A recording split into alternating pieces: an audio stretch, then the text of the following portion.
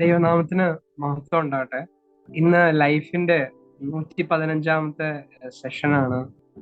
ഇന്നത്തെ വിഷയം ബൈബിളിന്റെ പ്രസ്താവനകളോട് പൊരുത്തപ്പെടാത്ത നിലവിലുള്ള ശാസ്ത്രീയ നിഗമനങ്ങൾ ഏതൊക്കെ, പ്രതിസന്ധി ഉണ്ടെങ്കിൽ പരിഹാരം എന്ത്. അല്പം ദീർഘമായ ഒരു ടൈറ്റിലാണ് ഇന്നത്തെ സെഷന്റെ. നമ്മളോട് ഈ സെഷൻ കൈകാര്യം ചെയ്യുന്നത് തോമസ് പാലാത്ര ബ്രദറാണ്. സാധാരണ ചരിത്രകാരന്മാര് ചോദിക്കുന്ന ഒരു ചോദ്യമാണ്: എന്തുകൊണ്ടാണ് ആധുനിക ശാസ്ത്രം യൂറോപ്പില് പിറവിയെടുത്തതെന്ന്. കാരണം ചരിത്രം അല്പം അറിയുന്ന എല്ലാവർക്കും അറിയാം, ആയിരക്കണക്കിന് വർഷങ്ങൾക്ക് മുമ്പ് ഈജിപ്തുകാര് ശാസ്ത്രത്തിൽ വളരെ മുൻപന്തിയിലായിരുന്നു. അതുപോലെ മെസ്സപ്പൊട്ടേമിയക്കാര്, ഇന്ത്യക്കാര്, ചൈനക്കാര്, അതിനൊക്കെ ശേഷം അറബികള്, AD-യിലെ അറബികള് ഒക്കെ, അവരൊക്കെ ശാസ്ത്രത്തിന് വളരെ സംഭാവനകൾ നൽകിയിട്ടുണ്ട്. അവരുടെയൊക്കെ ചില ശാസ്ത്ര കണ്ടുപിടുത്തങ്ങള് ആധുനിക ശാസ്ത്രം പോലും പിന്നീട് അതിൽ നിന്ന് ഇൻസ്പയർഡ് ആയിട്ടുണ്ട്. എന്നാൽ എല്ലാവരും ചോദിക്കുന്ന ഒരു ചോദ്യം: എന്തുകൊണ്ട് ഈ ഇത്രയും വലിയ കണ്ടുപിടുത്തങ്ങൾ ഒരു കാലത്ത്, അല്ലെങ്കിൽ ഒരു ശാസ്ത്ര സംസ്കാരം ഉണ്ടായിരുന്ന ഈ സംസ്കാരങ്ങൾക്കൊന്നും പിന്നീട് എന്തുകൊണ്ട് അത് തുടരാനായിട്ട് സാധിച്ചില്ല? ഒരു പരിധി കഴിഞ്ഞപ്പോൾ അതൊക്കെ പതിയെ പതിയെ ആ ശാസ്ത്ര ശാഖകളും ആ ശാസ്ത്ര പാരമ്പര്യവും ഒക്കെ ഈ സംസ്കാരങ്ങളിൽ ക്ഷയിച്ചു പോയി. എന്നാൽ ഏകദേശം 10 നൂറ്റാണ്ടോളമായിട്ട് തുടരുന്ന, യൂറോപ്പിൽ തുടങ്ങി ഈ ആധുനിക ശാസ്ത്രം ഇന്നും തുടരുകയാണ്. അത് അത് ക്ഷയിക്കുകയല്ല, അത് വളർന്നുകൊണ്ടിരിക്കുകയാണ്. അപ്പൊ എന്തുകൊണ്ടാണ് ആധുനിക ശാസ്ത്രം യൂറോപ്പില് പിറവിയെടുത്തതെന്ന് ഒരു ചോദ്യം സാധാരണ ചരിത്രകാരന്മാരും ചരിത്ര വിദ്യാർത്ഥികളും ചോദിക്കാറായിട്ടുണ്ട്. ഓസ്ട്രേലിയ നാഷണൽ ലൈബ്രറിയില്, വിയന്നയിലുള്ള ഓസ്ട്രേലിയൻ നാഷണൽ ലൈബ്രറിയില് ഒരു മാനുസ്ക്രിപ്റ്റ് ഉണ്ട്, ഒരു ഒരു ഒരു ഒരു കൈയെഴുത്ത് പ്രതിയുണ്ട്. ഫ്രാൻസിലെ ഒരു ക്രിസ്ത്യൻ മൊണാസ്ട്രിയിൽ നിന്ന് ലഭിച്ച ഒരു കൈയെഴുത്ത് പ്രതിയാണ്. അതിലൊരു പെയിന്റിംഗ് ഉണ്ട്. ആ പെയിന്റിങ്ങിന്റെ പേര് ഗോഡ് ദ ജിയോമീറ്റർ. 13-ാം നൂറ്റാണ്ടിലെ കൈയെഴുത്ത് പ്രതിയാണിത്. അതിലെ പെയിന്റിങ്ങിന്റെ പേര് ഗോഡ് ദ ജിയോമീറ്റർ എന്നാണ്. നിങ്ങൾക്ക് അത് ഗൂഗിള് ചെയ്യാവുന്നതാണ്. ഇതിന് ആ ആ പെയിന്റിങ് വളരെ രസകരമാണ്. ആ പെയിന്റിങ്ങില് ഒരു യേശുക്രിസ്തുവിന്റെ രൂപമുള്ള ഒരു വ്യക്തി, ആ വ്യക്തി ഒരു കോമ്പസ് ഉപയോഗിച്ചിട്ട് അദ്ദേഹം പ്രപഞ്ചത്തെ നിർമ്മിക്കുന്ന പോലെയാണ് ആ പെയിന്റിങ്.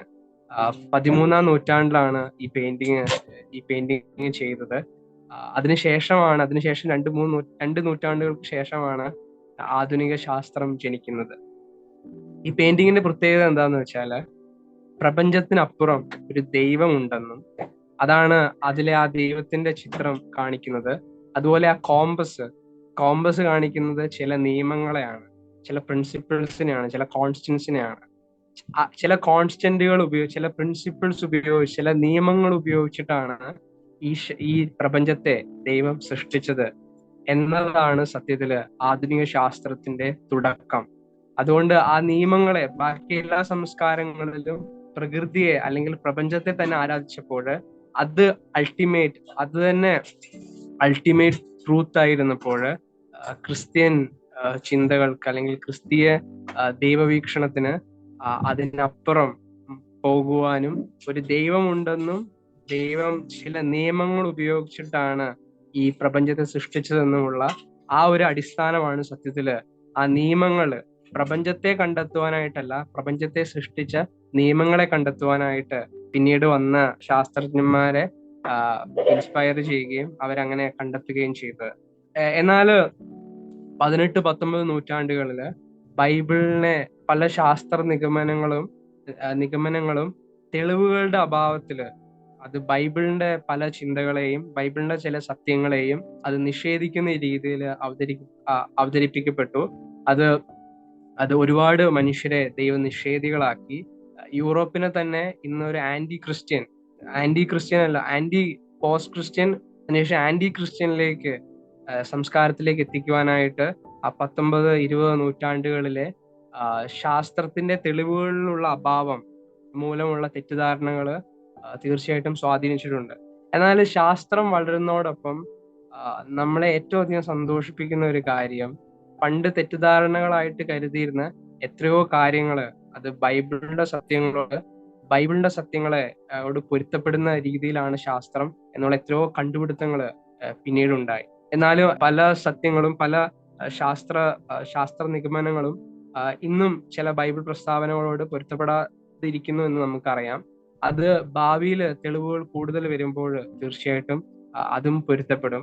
എന്നാൽ ഇന്ന് നമ്മൾ ചിന്തിക്കാനായിട്ട് പോകുന്നത് ഏതൊക്കെയാണ് ബൈബിളിന്റെ പ്രസ്താവനകളോട് പൊരുത്തപ്പെടാത്ത ശാസ്ത്രീയ നിഗമനങ്ങൾ, അതിനോട് നമ്മൾ എങ്ങനെയാണ്, അതിനെന്താണ് പരിഹാരം ഈ പ്രതിസന്ധിക്ക്. തീർച്ചയായിട്ടും നമ്മൾ ഈ ആധുനിക ലോകത്ത് ജീവിക്കുന്ന നമ്മൾ ആധുനിക മനുഷ്യനോടാണ് സംവദിക്കാനായിട്ട് പോകുന്നത്. തീർച്ചയായിട്ടും ഇത് വളരെ പ്രസക്തമായിട്ടൊരു വിഷയമാണ്. നമ്മളോട് കൈകാര്യം ചെയ്യുന്നത് തോമസ് പാലാത്ര ബ്രദറാണ്. ബ്രദറിനെ ഈ ഒരു വിഷയം കൈകാര്യം ചെയ്യാനായിട്ട് ക്ഷണിക്കുന്നു. നമ്മുടെ വിഷയത്തെ സംബന്ധിച്ചുള്ള ഒരു മുഖവുര ജോയല് പറയുണ്ടായി.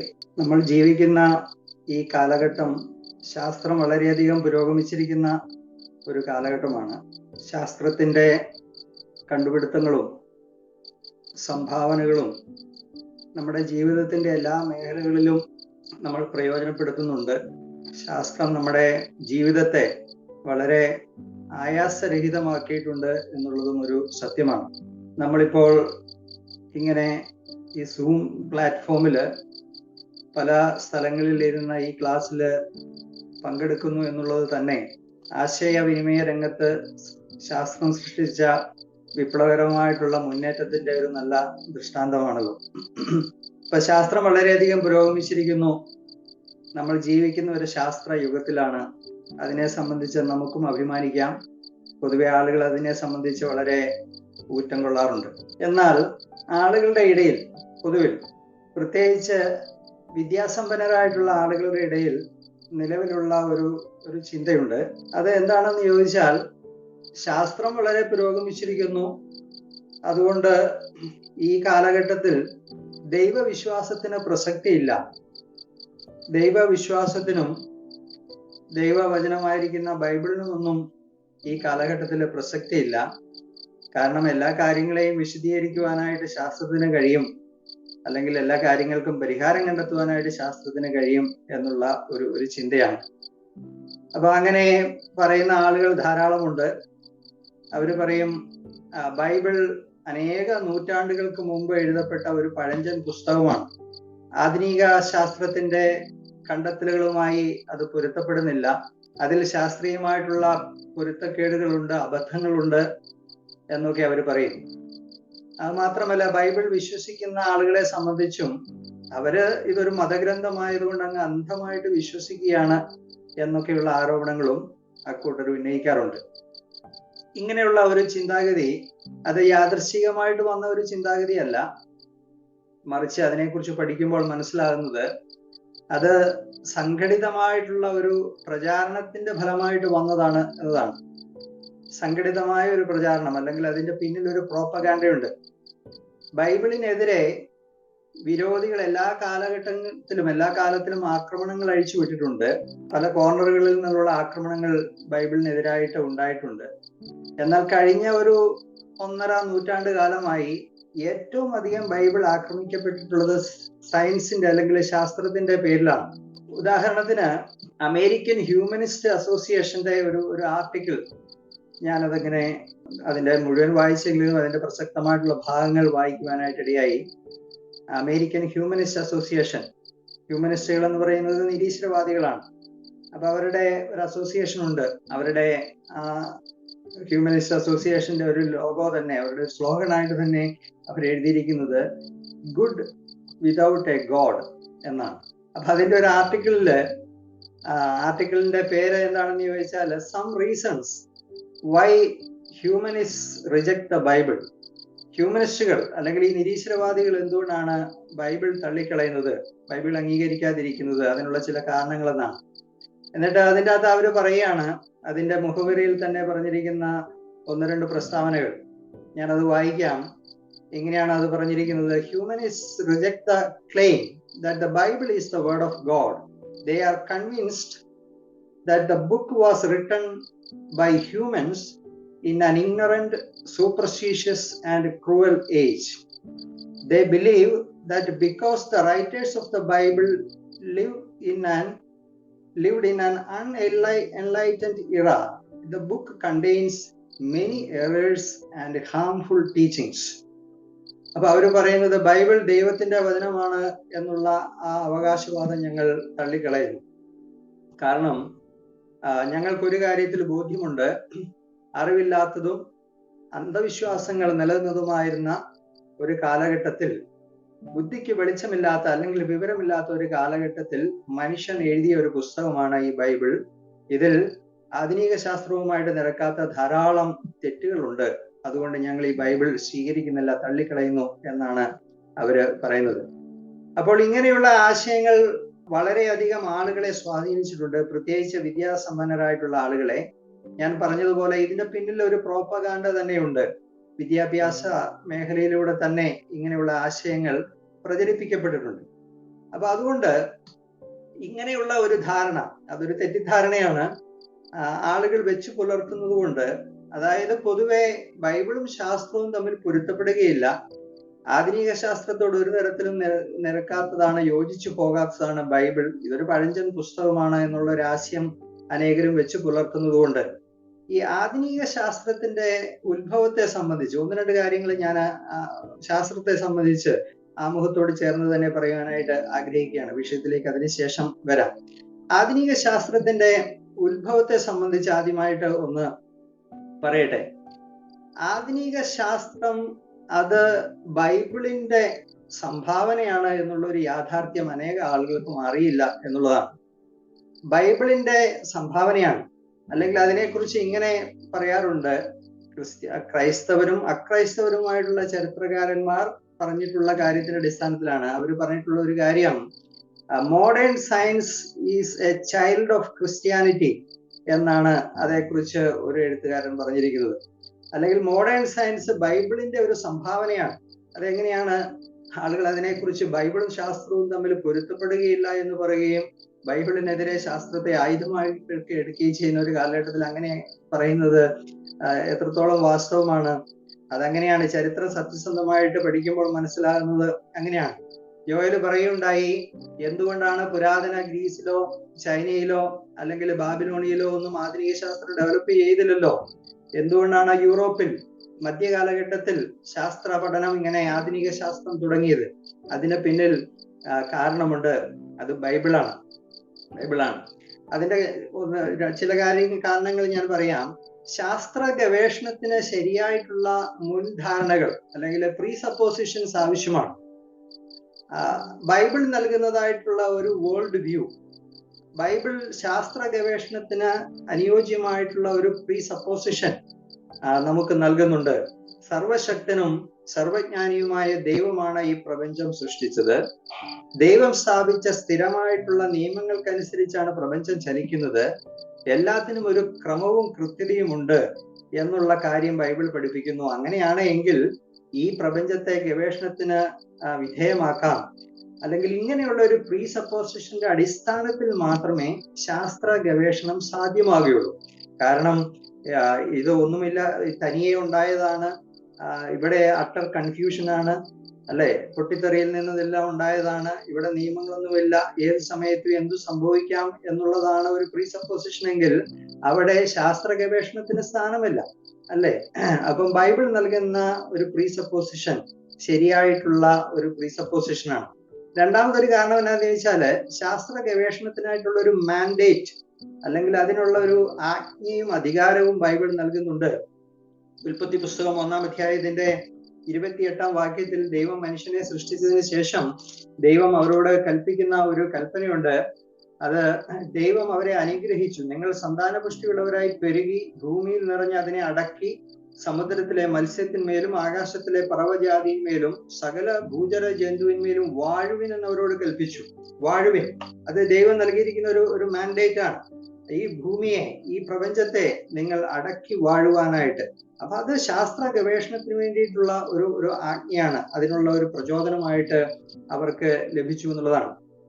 മൂന്നാമതൊരു കാര്യം, എന്തുകൊണ്ടാണ് ഈ പാശ്ചാത്യ ലോകത്ത് മധ്യകാലഘട്ടത്തിൽ തന്നെ മോഡേൺ സയൻസ് ഉത്ഭവിച്ചു എന്നുള്ളതിന്റെ മൂന്നാമതുള്ള ഒരു വളരെ പ്രധാനപ്പെട്ട ഒരു കാരണം എന്താണെന്ന് ചോദിച്ചാല്, ബൈബിൾ പഠനം നമുക്കറിയാം റിഫോർമേഷനോട് കൂടി, നവീകരണത്തോടു കൂടി സംഭവിച്ച ഒരു കാര്യം, ബൈബിൾ പരമാവധി ഭാഷകളിലേക്ക് തർജ്ജമ ചെയ്യുകയും പ്രിന്റിംഗ് പ്രസിന്റെ ഒക്കെ ആവിർഭാവത്തോടുകൂടി ബൈബിൾ പ്രിന്റ് ചെയ്യുകയും ആളുകൾ അത് വായിക്കുകയും ചെയ്യുവാനായിട്ട് ഇടയായിത്തീർന്നു. ആ കാലഘട്ടത്തിൽ ബൈബിൾ എന്ന് പറയുന്നത് ഇങ്ങനെ ഒരു മതഗ്രന്ഥമായിട്ട് എവിടെയെങ്കിലും വെച്ച് തിരികെത്തിച്ച് പൂജിക്കേണ്ട ഒരു ഗ്രന്ഥമല്ല, ഇത് വായിക്കേണ്ടതാണ്, അതിലുപരി ഇത് പഠിക്കേണ്ടതാണെന്നുള്ള ഒരു ചിന്ത ആളുകൾക്കുണ്ടായി. അങ്ങനെ അവർ ബൈബിൾ പഠിക്കുവാനായിട്ട് തുടങ്ങി. ബൈബിൾ പഠിക്കുവാനായിട്ട് തുടങ്ങിയപ്പോൾ നമ്മൾ ഇന്ന് പറയാറുള്ളത് പോയിട്ടുള്ള ശരിയായിട്ടുള്ള പഠന രീതികളൊക്കെ ഡെവലപ്പ് ചെയ്യപ്പെട്ടു. അതായത് ഏതെങ്കിലും ഒരു വേദഭാഗത്തിന്റെ മേല് എന്തെങ്കിലും അർത്ഥങ്ങൾ അല്ലെങ്കിൽ വായനക്കാരന്റെ മനസ്സിലുള്ള എന്തെങ്കിലും കാര്യങ്ങളൊക്കെ ഇങ്ങനെ ആരോപിക്കുകയല്ല, അതിന് അലീഗറി എന്ന് പറയാറുണ്ട്, അങ്ങനെ ആരോപിക്കുകയല്ല, മറിച്ച് ആ വേദഭാഗം സൂക്ഷ്മമായിട്ട് പഠിച്ച് അതിന്റെ അർത്ഥം കണ്ടെത്തുകയാണ് ശരിയായിട്ടുള്ള രീതി എന്നുള്ള കാര്യം അവർക്ക് മനസ്സിലായി. നമ്മൾ ഇന്ന് പറയുമല്ലോ, എന്താണ് ലിറ്ററൽ, ഗ്രമാറ്റിക്കൽ, ഹിസ്റ്റോറിക്കൽ ഇന്റർപ്രിട്ടേഷൻ എന്ന് പറയും. അതായത് ബൈബിളിലെ ഏത് ഭാഗത്തെയും ആക്ഷരികമായിട്ട് അതിന്റെ ഭാഷയുടേതായിട്ടുള്ള ഗ്രാമറും അതിന്റെ നിയമങ്ങളൊക്കെ അനുസരിച്ച് അതിന്റെ ചരിത്ര പശ്ചാത്തലത്തിൽ പഠിച്ച് എന്താണ് ആ വേദഭാഗം പഠിപ്പിക്കുന്നത് എന്ന് മനസ്സിലാക്കുന്ന ഒരു രീതി, അല്ലെങ്കിൽ ശരിയായിട്ടുള്ള ഒരു എക്സിജീസിന്റേതായിട്ടുള്ള ഒരു മെത്തേഡ് അവര് ഡെവലപ്പ് ചെയ്തു. അപ്പൊ അത് വലിയ ഒരു മുന്നേറ്റമാണ്. പഠന രംഗത്ത് എന്ത് ചെയ്യണം എന്ന് ചോദിച്ചാൽ അതുവരെ നിലനിരുന്ന ഒരു ഡിഡക്റ്റീവ് മെത്തേഡാണ്. അരിസ്റ്റോട്ടലിന്റെ ഒക്കെ മെത്തേഡിനെ കുറിച്ച് പറയുന്നത് ഡിഡക്റ്റീവ് മെത്തേഡാണ്. അപ്പൊ ഈ മധ്യകാലഘട്ടം വരെ നിലനിന്നിരുന്ന അങ്ങനെയുള്ള ഒരു രീതിയാണ്, ഒരു അനുമേയ രീതി. അതായത് ആദ്യമേ തന്നെ ഒരു അനുമാനത്തിലെത്തുക, ഈ അനുമാനത്തെ സാധൂകരിക്കുവാനായിട്ടുള്ള തെളിവുകൾ തേടുക, അതാണ് ഗവേഷണം കൊണ്ട് അവരുദ്ദേശിച്ചത്. അപ്പൊ അനുമാനം ശരിയാണെങ്കിൽ എത്തുന്ന തീരുമാനം അല്ലെങ്കിൽ കൺക്ലൂഷൻ ശരിയായിരിക്കും, അനുമാനം തെറ്റാണെങ്കിൽ കൺക്ലൂഷനും തെറ്റിപ്പോകും. എന്നാൽ അത് തെറ്റായിട്ടുള്ള ഒരു മെത്തേഡാണ്. ഡിഡക്റ്റീവ് മെത്തേഡ് അല്ല, ഇൻഡക്റ്റീവ് മെത്തേഡാണ് ശരിയായിട്ടുള്ള രീതി. അപ്പൊ ഒരു ഇൻഡക്റ്റീവ് മെത്തേഡ് ഓഫ് സ്റ്റഡി അവർ ഡെവലപ്പ് ചെയ്തു ബൈബിൾ പഠനത്തിന്. അങ്ങനെ ബൈബിൾ പഠനം ആരംഭിച്ചു. നിങ്ങൾക്കറിയാമോ, അമേരിക്കയിലെയും യൂറോപ്പിലെയും ഒക്കെ പ്രസിദ്ധമായിട്ടുള്ള യൂണിവേഴ്സിറ്റികൾ ആരംഭിച്ചത് ബൈബിൾ സ്റ്റഡി സെന്ററുകളായിട്ട്, ബൈബിൾ സ്കൂളുകളായിട്ട്, കോളേജുകളായിട്ടാണ്. ബൈബിൾ പഠിക്കുക, വേദശാസ്ത്രം പഠിക്കുക എന്നുള്ള മുഖ്യ ലക്ഷ്യത്തോടു കൂടി ആരംഭിച്ചാണ്. അമേരിക്കയിലാണെങ്കിൽ Harvard University, Yale University, Princeton University, അതുപോലെ ഇംഗ്ലണ്ടിലെ ഓക്സ്ഫോർഡ്, കേംബ്രിഡ്ജ്, എഡിൻബർഗ് തുടങ്ങിയ സുപ്രധാന യൂണിവേഴ്സിറ്റികളൊക്കെ സ്ഥാപിച്ചത് ക്രിസ്ത്യൻസ് ആണ്. ബൈബിൾ ആയിരുന്നു മുഖ്യ വിഷയം എന്ന് പറയുന്നത്. പിന്നീടാണ് മറ്റു വിഷയങ്ങൾ, ചരിത്രവും സാമൂഹ്യ ശാസ്ത്രവും ശാസ്ത്ര വിഷയങ്ങളും ഗണിതശാസ്ത്രവും ഒക്കെ അതിലേക്ക് കയറി വന്നത്. അപ്പൊ ഇങ്ങനെയുള്ള ഒരു ഇൻഡക്റ്റീവ് മെത്തേഡ് ഓഫ് സ്റ്റഡി വലിയൊരു വിപ്ലവം തന്നെയാണ് സൃഷ്ടിച്ചത്. അതിന്റെ ഫലമായിട്ട് ശാസ്ത്ര ഗവേഷകർ മനസ്സിലാക്കിയ ഒരു കാര്യം എന്താണെന്ന് ചോദിച്ചാൽ, അവർ മനസ്സിലാക്കി ബൈബിൾ പഠിക്കുന്ന പോലെ തന്നെ ഈ പ്രപഞ്ചത്തെയും പഠിക്കേണ്ടത് ആവശ്യമാണ്. പ്രപഞ്ചത്തെയും പഠിക്കുമ്പോൾ നേരത്തെ പറഞ്ഞ പോലുള്ള ഒരു ഡിഡക്റ്റീവ് മെത്തേഡ് അല്ല, അത് തെറ്റായിട്ടുള്ള മെത്തേഡാണ്. ഇൻഡക്റ്റീവ് മെത്തേഡിൽ തന്നെ പഠിക്കണം എന്നുള്ള ഒരു ധാരണയിലേക്ക് അവർ വരുവാനായിട്ട് ഇടയായി തീർന്നു.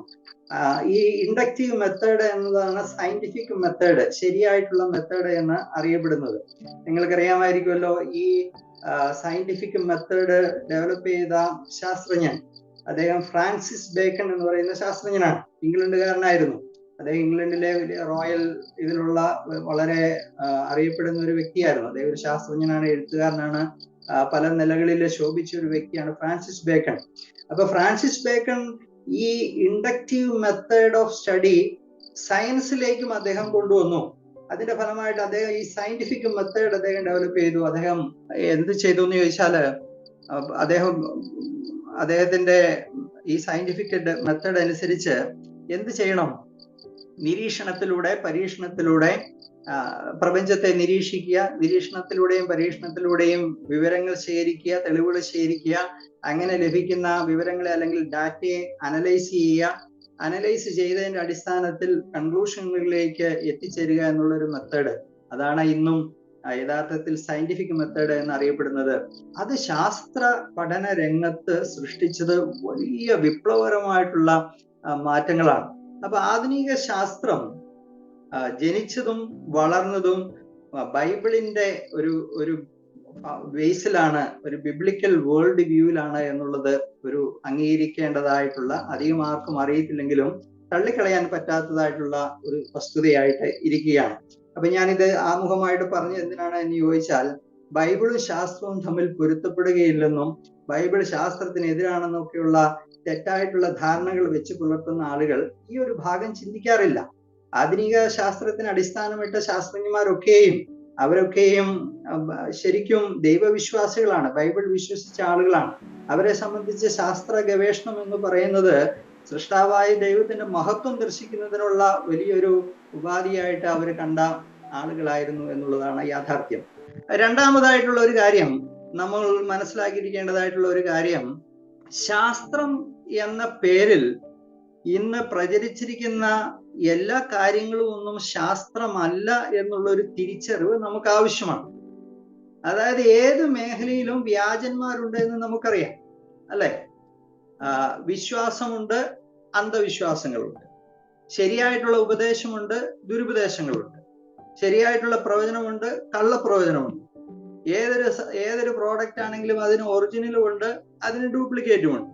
അതുപോലെ തന്നെ ശാസ്ത്രത്തിന്റെ മേഖലയിലും വ്യാജന്മാർ അല്ലെങ്കിൽ സ്യൂഡോ സയൻസ് എന്ന് പറയും, അത് ഉണ്ട്. അത് തിരിച്ചറിയേണ്ടതായിട്ടുള്ള ഉത്തരവാദിത്വം നമുക്കുണ്ട് എന്നുള്ള ഒരു കാര്യമാണ്. കാരണം ശാസ്ത്രം എന്ന പേരിൽ ശാസ്ത്രത്തിന്റെ കുപ്പായത്തിൽ പ്രചരിച്ചിരിക്കുന്നതും പഠിപ്പിക്കപ്പെടുന്നതും സയൻസ് ടെക്സ്റ്റ് ബുക്കുകളിലൊക്കെ ഉള്ളതുമായിട്ടുള്ള എല്ലാ കാര്യങ്ങളൊന്നും യഥാർത്ഥത്തിൽ ശാസ്ത്രമല്ല. ശാസ്ത്രത്തിന്റെ പേരിൽ അതൊക്കെ അങ്ങനെ വരുന്നുവെന്നേ ഉള്ളൂ.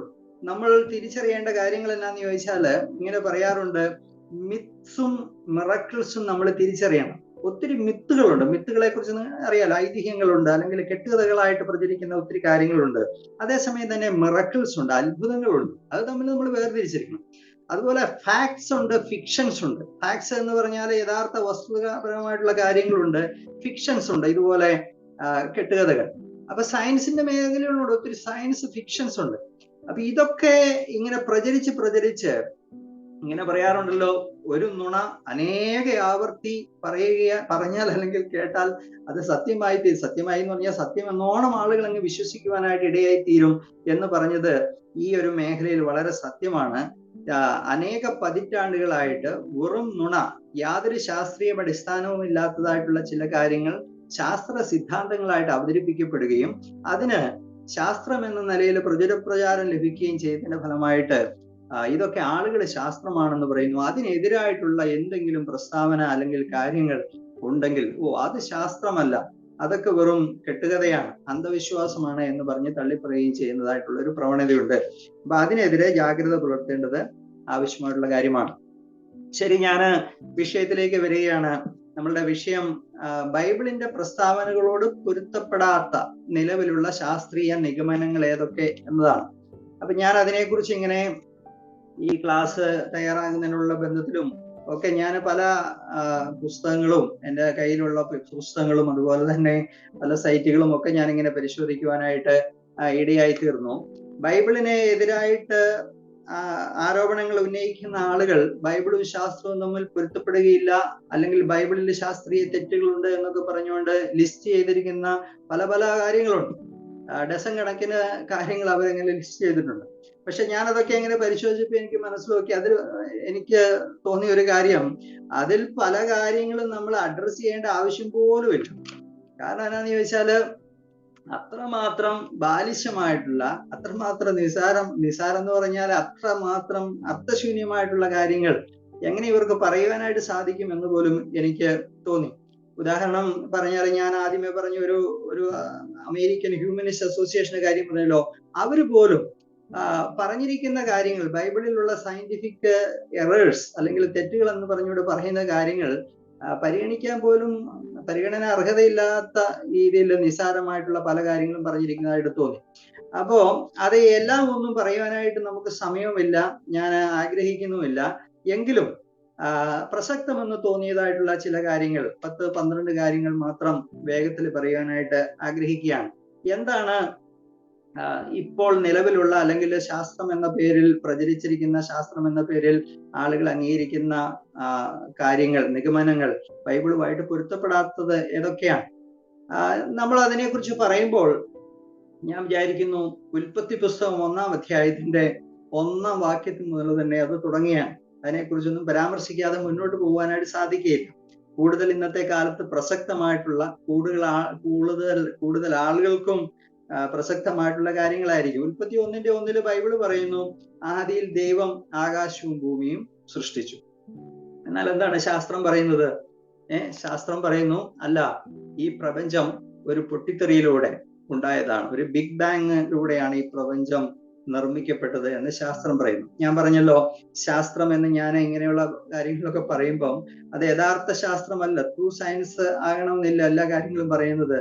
കാരണം ശാസ്ത്രം എന്ന പേരിൽ ഇന്ന് പ്രചരിച്ചിരിക്കുന്നത് ആളുകൾ വിശ്വസിക്കുന്നതായിട്ടുള്ള ചില നിഗമനങ്ങളെ കുറിച്ച്, ചില സിദ്ധാന്തങ്ങളെ കുറിച്ച് പരാമർശിക്കുമ്പോൾ നമുക്ക് അങ്ങനെ പറയേണ്ടതായിട്ട് വരികയാണ്.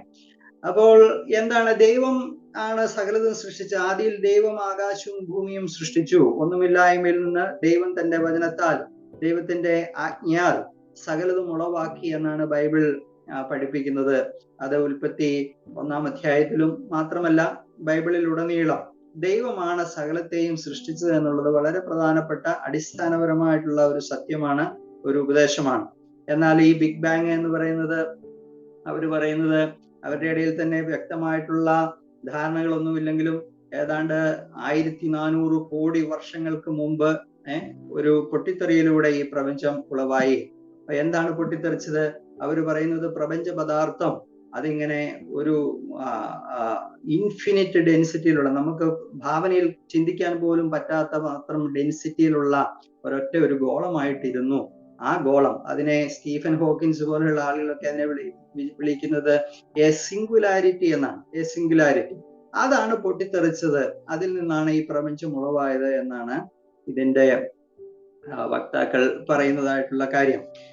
ഇതിന്റെ ഉപജ്ഞാതാവ് ജോർജസ് ലമേറ്റർ എന്ന് പറയുന്ന ഒരു കത്തോലിക്ക പുരോഹിതനാണ് ഇത് മുന്നോട്ട് വെച്ചത്. വാസ്തവത്തിൽ ഇത് പ്രപഞ്ചത്തിന്റെ ഉൽപ്പത്തിയെ സംബന്ധിച്ചുള്ള ഒരു മോഡൽ മാത്രമാണ്. ദൈവം സൃഷ്ടിച്ചു എന്ന് അംഗീകരിക്കാനായിട്ട് മനസ്സില്ലാത്ത ആളുകൾ പിന്നെ എങ്ങനെയാണ് പ്രപഞ്ചം ഉണ്ടായത് എന്നത് എക്സ്പ്ലെയിൻ ചെയ്യണമല്ലോ.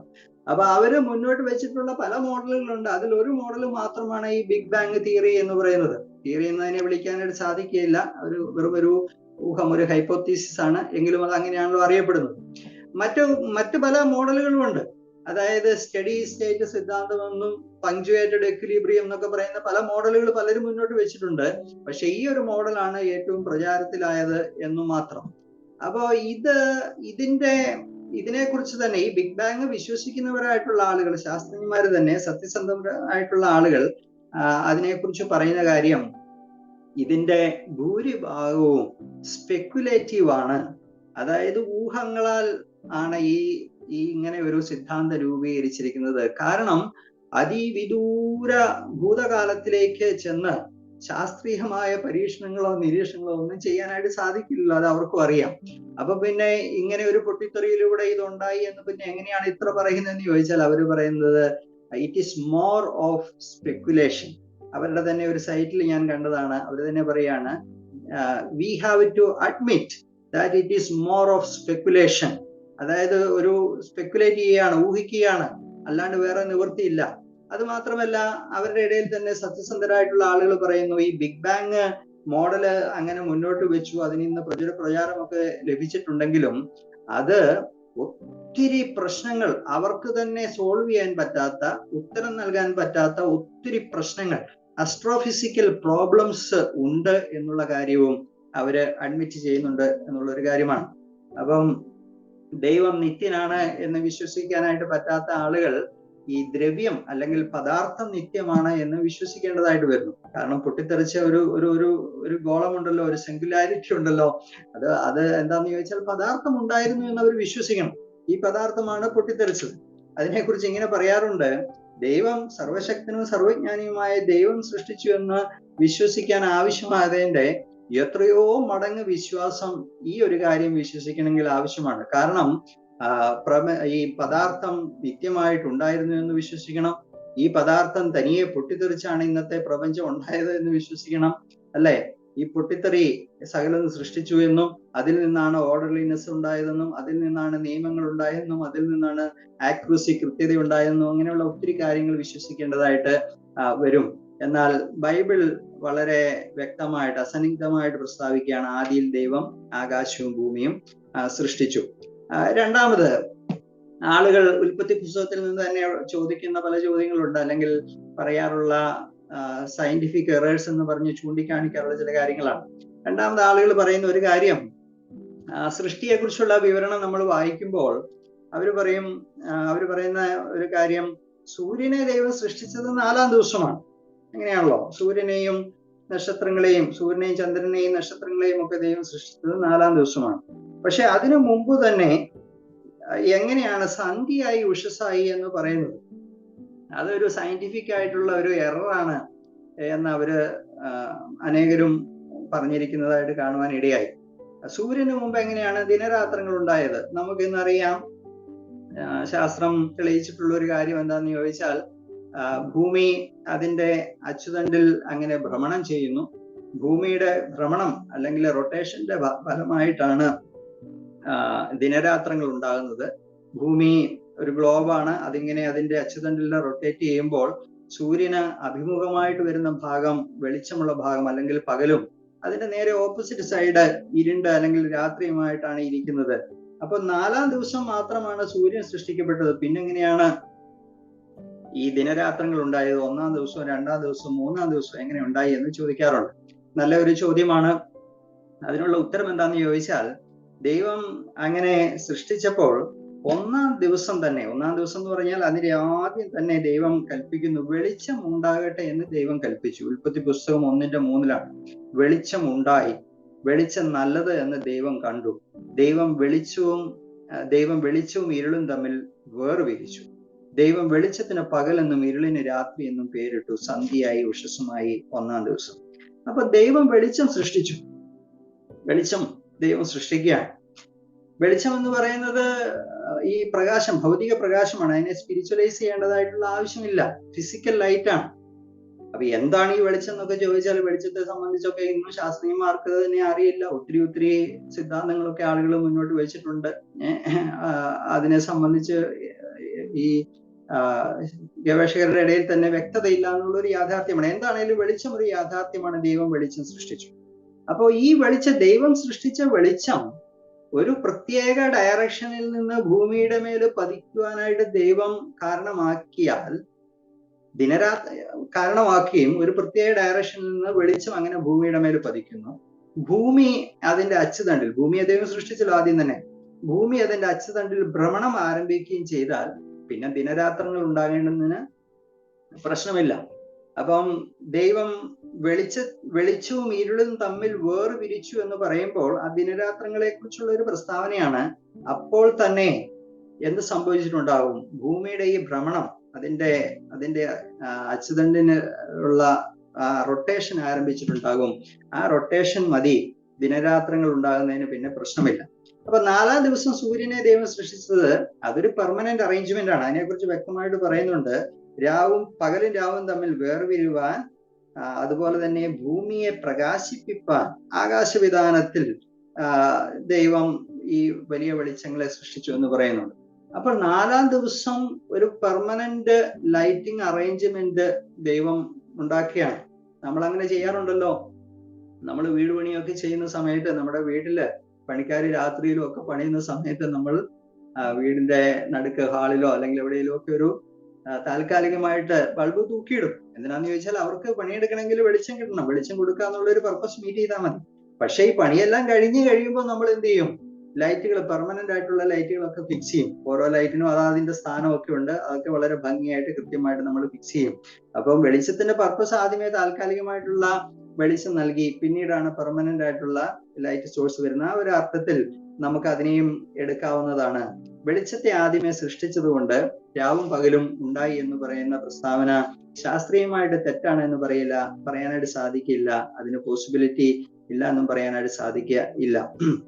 വീണ്ടും ആളുകള് ചോദിക്കാറുള്ള വേറൊരു കാര്യമാണ്, സൂര്യന് മുമ്പ് സസ്യങ്ങൾ ഉണ്ടായി. ഉൽപ്പത്തി പുസ്തകം 1:11-12 വാക്യങ്ങളിൽ ഭൂമിയിൽ നിന്ന് പുല്ലും വിത്തുള്ള സസ്യങ്ങളും ഭൂമിയിൽ അതുതരം വിത്തുള്ള ഫലം കായ്ക്കുന്ന വൃക്ഷങ്ങളും മുളച്ചു വരട്ടെ എന്ന് ദൈവം കൽപ്പിച്ചു. അങ്ങനെ സംഭവിച്ചു. അപ്പൊ എങ്ങനെയാണ് സൂര്യന് മുമ്പ് സസ്യങ്ങൾ ഉണ്ടാകുന്നത്? അത് ഒരു ഇൻകൺസിസ്റ്റൻസി ആയിട്ടാണ് ചില ആളുകൾ പറയുന്നത്. വാസ്തവത്തിലൂടെ അത് 3-ാം ദിവസമാണ് സസ്യങ്ങളെ സൃഷ്ടിച്ചത്, 4-ാം ദിവസം സൂര്യനെ സൃഷ്ടിച്ചു. ഒരു ദിവസത്തിന്റെ വ്യത്യാസമേ ഉള്ളൂ അവിടെ. എങ്കിലും ആളുകൾ ചോദിക്കുകയാണ്, സൂര്യന് മുമ്പ് എങ്ങനെയാണ് സസ്യങ്ങൾ ഉണ്ടാകുന്നത്?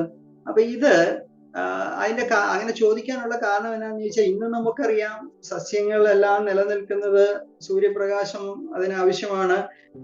അതിന്റെ ആ സൂര്യപ്രകാശത്തിൽ നിന്നാണ് സസ്യങ്ങൾക്ക് ആഹാരം നിർമ്മിക്കാനായിട്ട് സാധിക്കുന്നത്. അതിന്റെ നിലനിൽപ്പിന് അത് അത്യന്താപേക്ഷിതമാണ്, യാതൊരു സംശയമില്ല. പക്ഷെ ദൈവത്തിന് അങ്ങനെ സൃഷ്ടിക്കാൻ പാടില്ല എന്നുണ്ട്.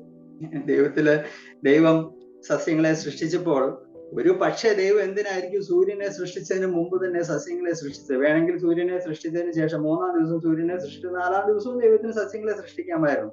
ദൈവം അങ്ങനെ സൃഷ്ടിച്ചത് എന്തിനായിരിക്കും എന്ന് ചോദിച്ചാൽ, ഒരു പക്ഷേ സൂര്യനല്ല, ദൈവമാണ് ജീവന്റെ സോഴ്സ് എന്നുള്ള ഒരു കാര്യം പഠിപ്പിക്കാനും കൂടി ആയിരിക്കും. സസ്യങ്ങളാണെങ്കിലും ജന്തുക്കളാണെങ്കിലും എല്ലാത്തിന്റെയും സോഴ്സ് ദൈവമാണ്, അത് സൂര്യനല്ല.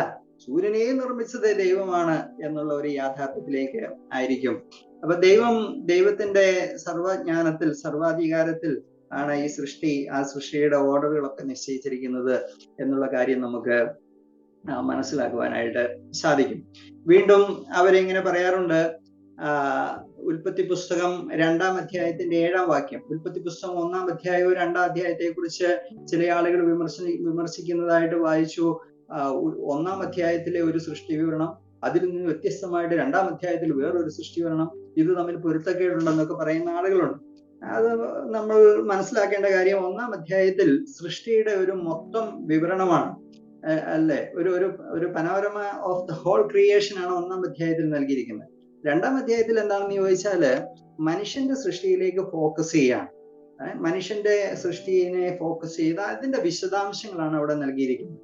അപ്പോൾ ഇതാണ് ചോദ്യം, നിലത്തെ പൊടിയിൽ നിന്ന് ദൈവം മനുഷ്യനെ സൃഷ്ടിച്ചു എന്നാണല്ലോ ബൈബിൾ പറയുന്നത്.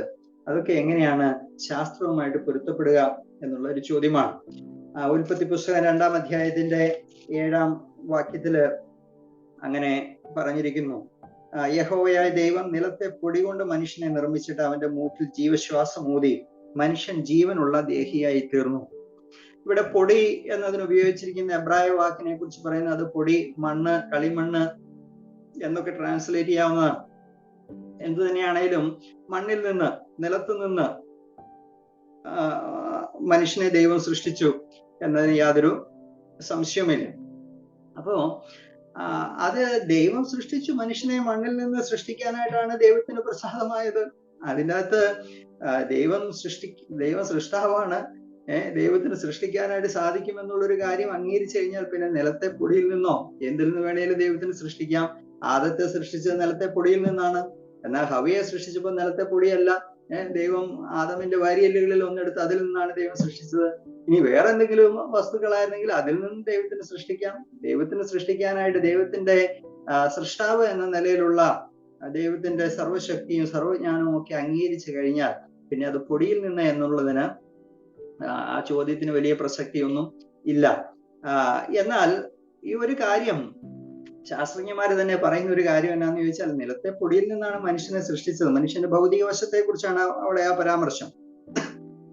മനുഷ്യന്റെ ശരീരത്തില് ഈ മണ്ണിൽ കാണുന്നതായിട്ടുള്ള മൂലകങ്ങളാണ് മനുഷ്യന്റെ ശരീരത്തിലും ഉള്ളത് എന്ന് ആധുനിക ശാസ്ത്രജ്ഞന്മാരെ, ഗവേഷകരൊക്കെ തന്നെ പറയുകയാണ്. അതായത് ഞാൻ ഇങ്ങനെ വായിച്ചു,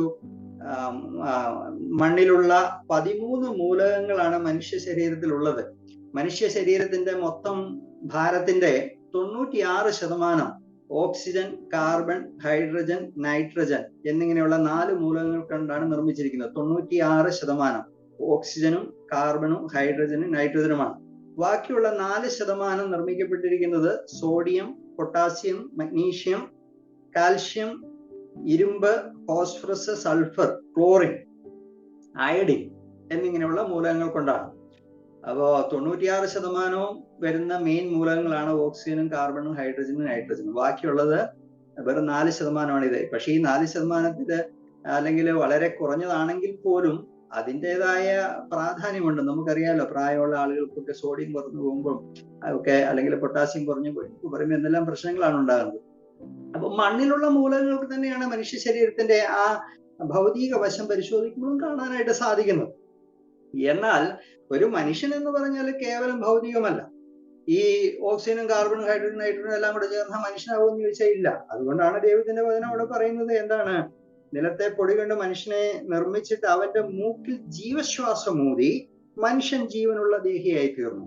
അപ്പൊ മനുഷ്യന് ജീവൻ പ്രദാനം ചെയ്തത് ദൈവമാണ്. ദൈവം ഊതുന്നു, ദൈവത്തിൽ നിന്നാണ് അവന് ജീവൻ ലഭിക്കുന്നത്.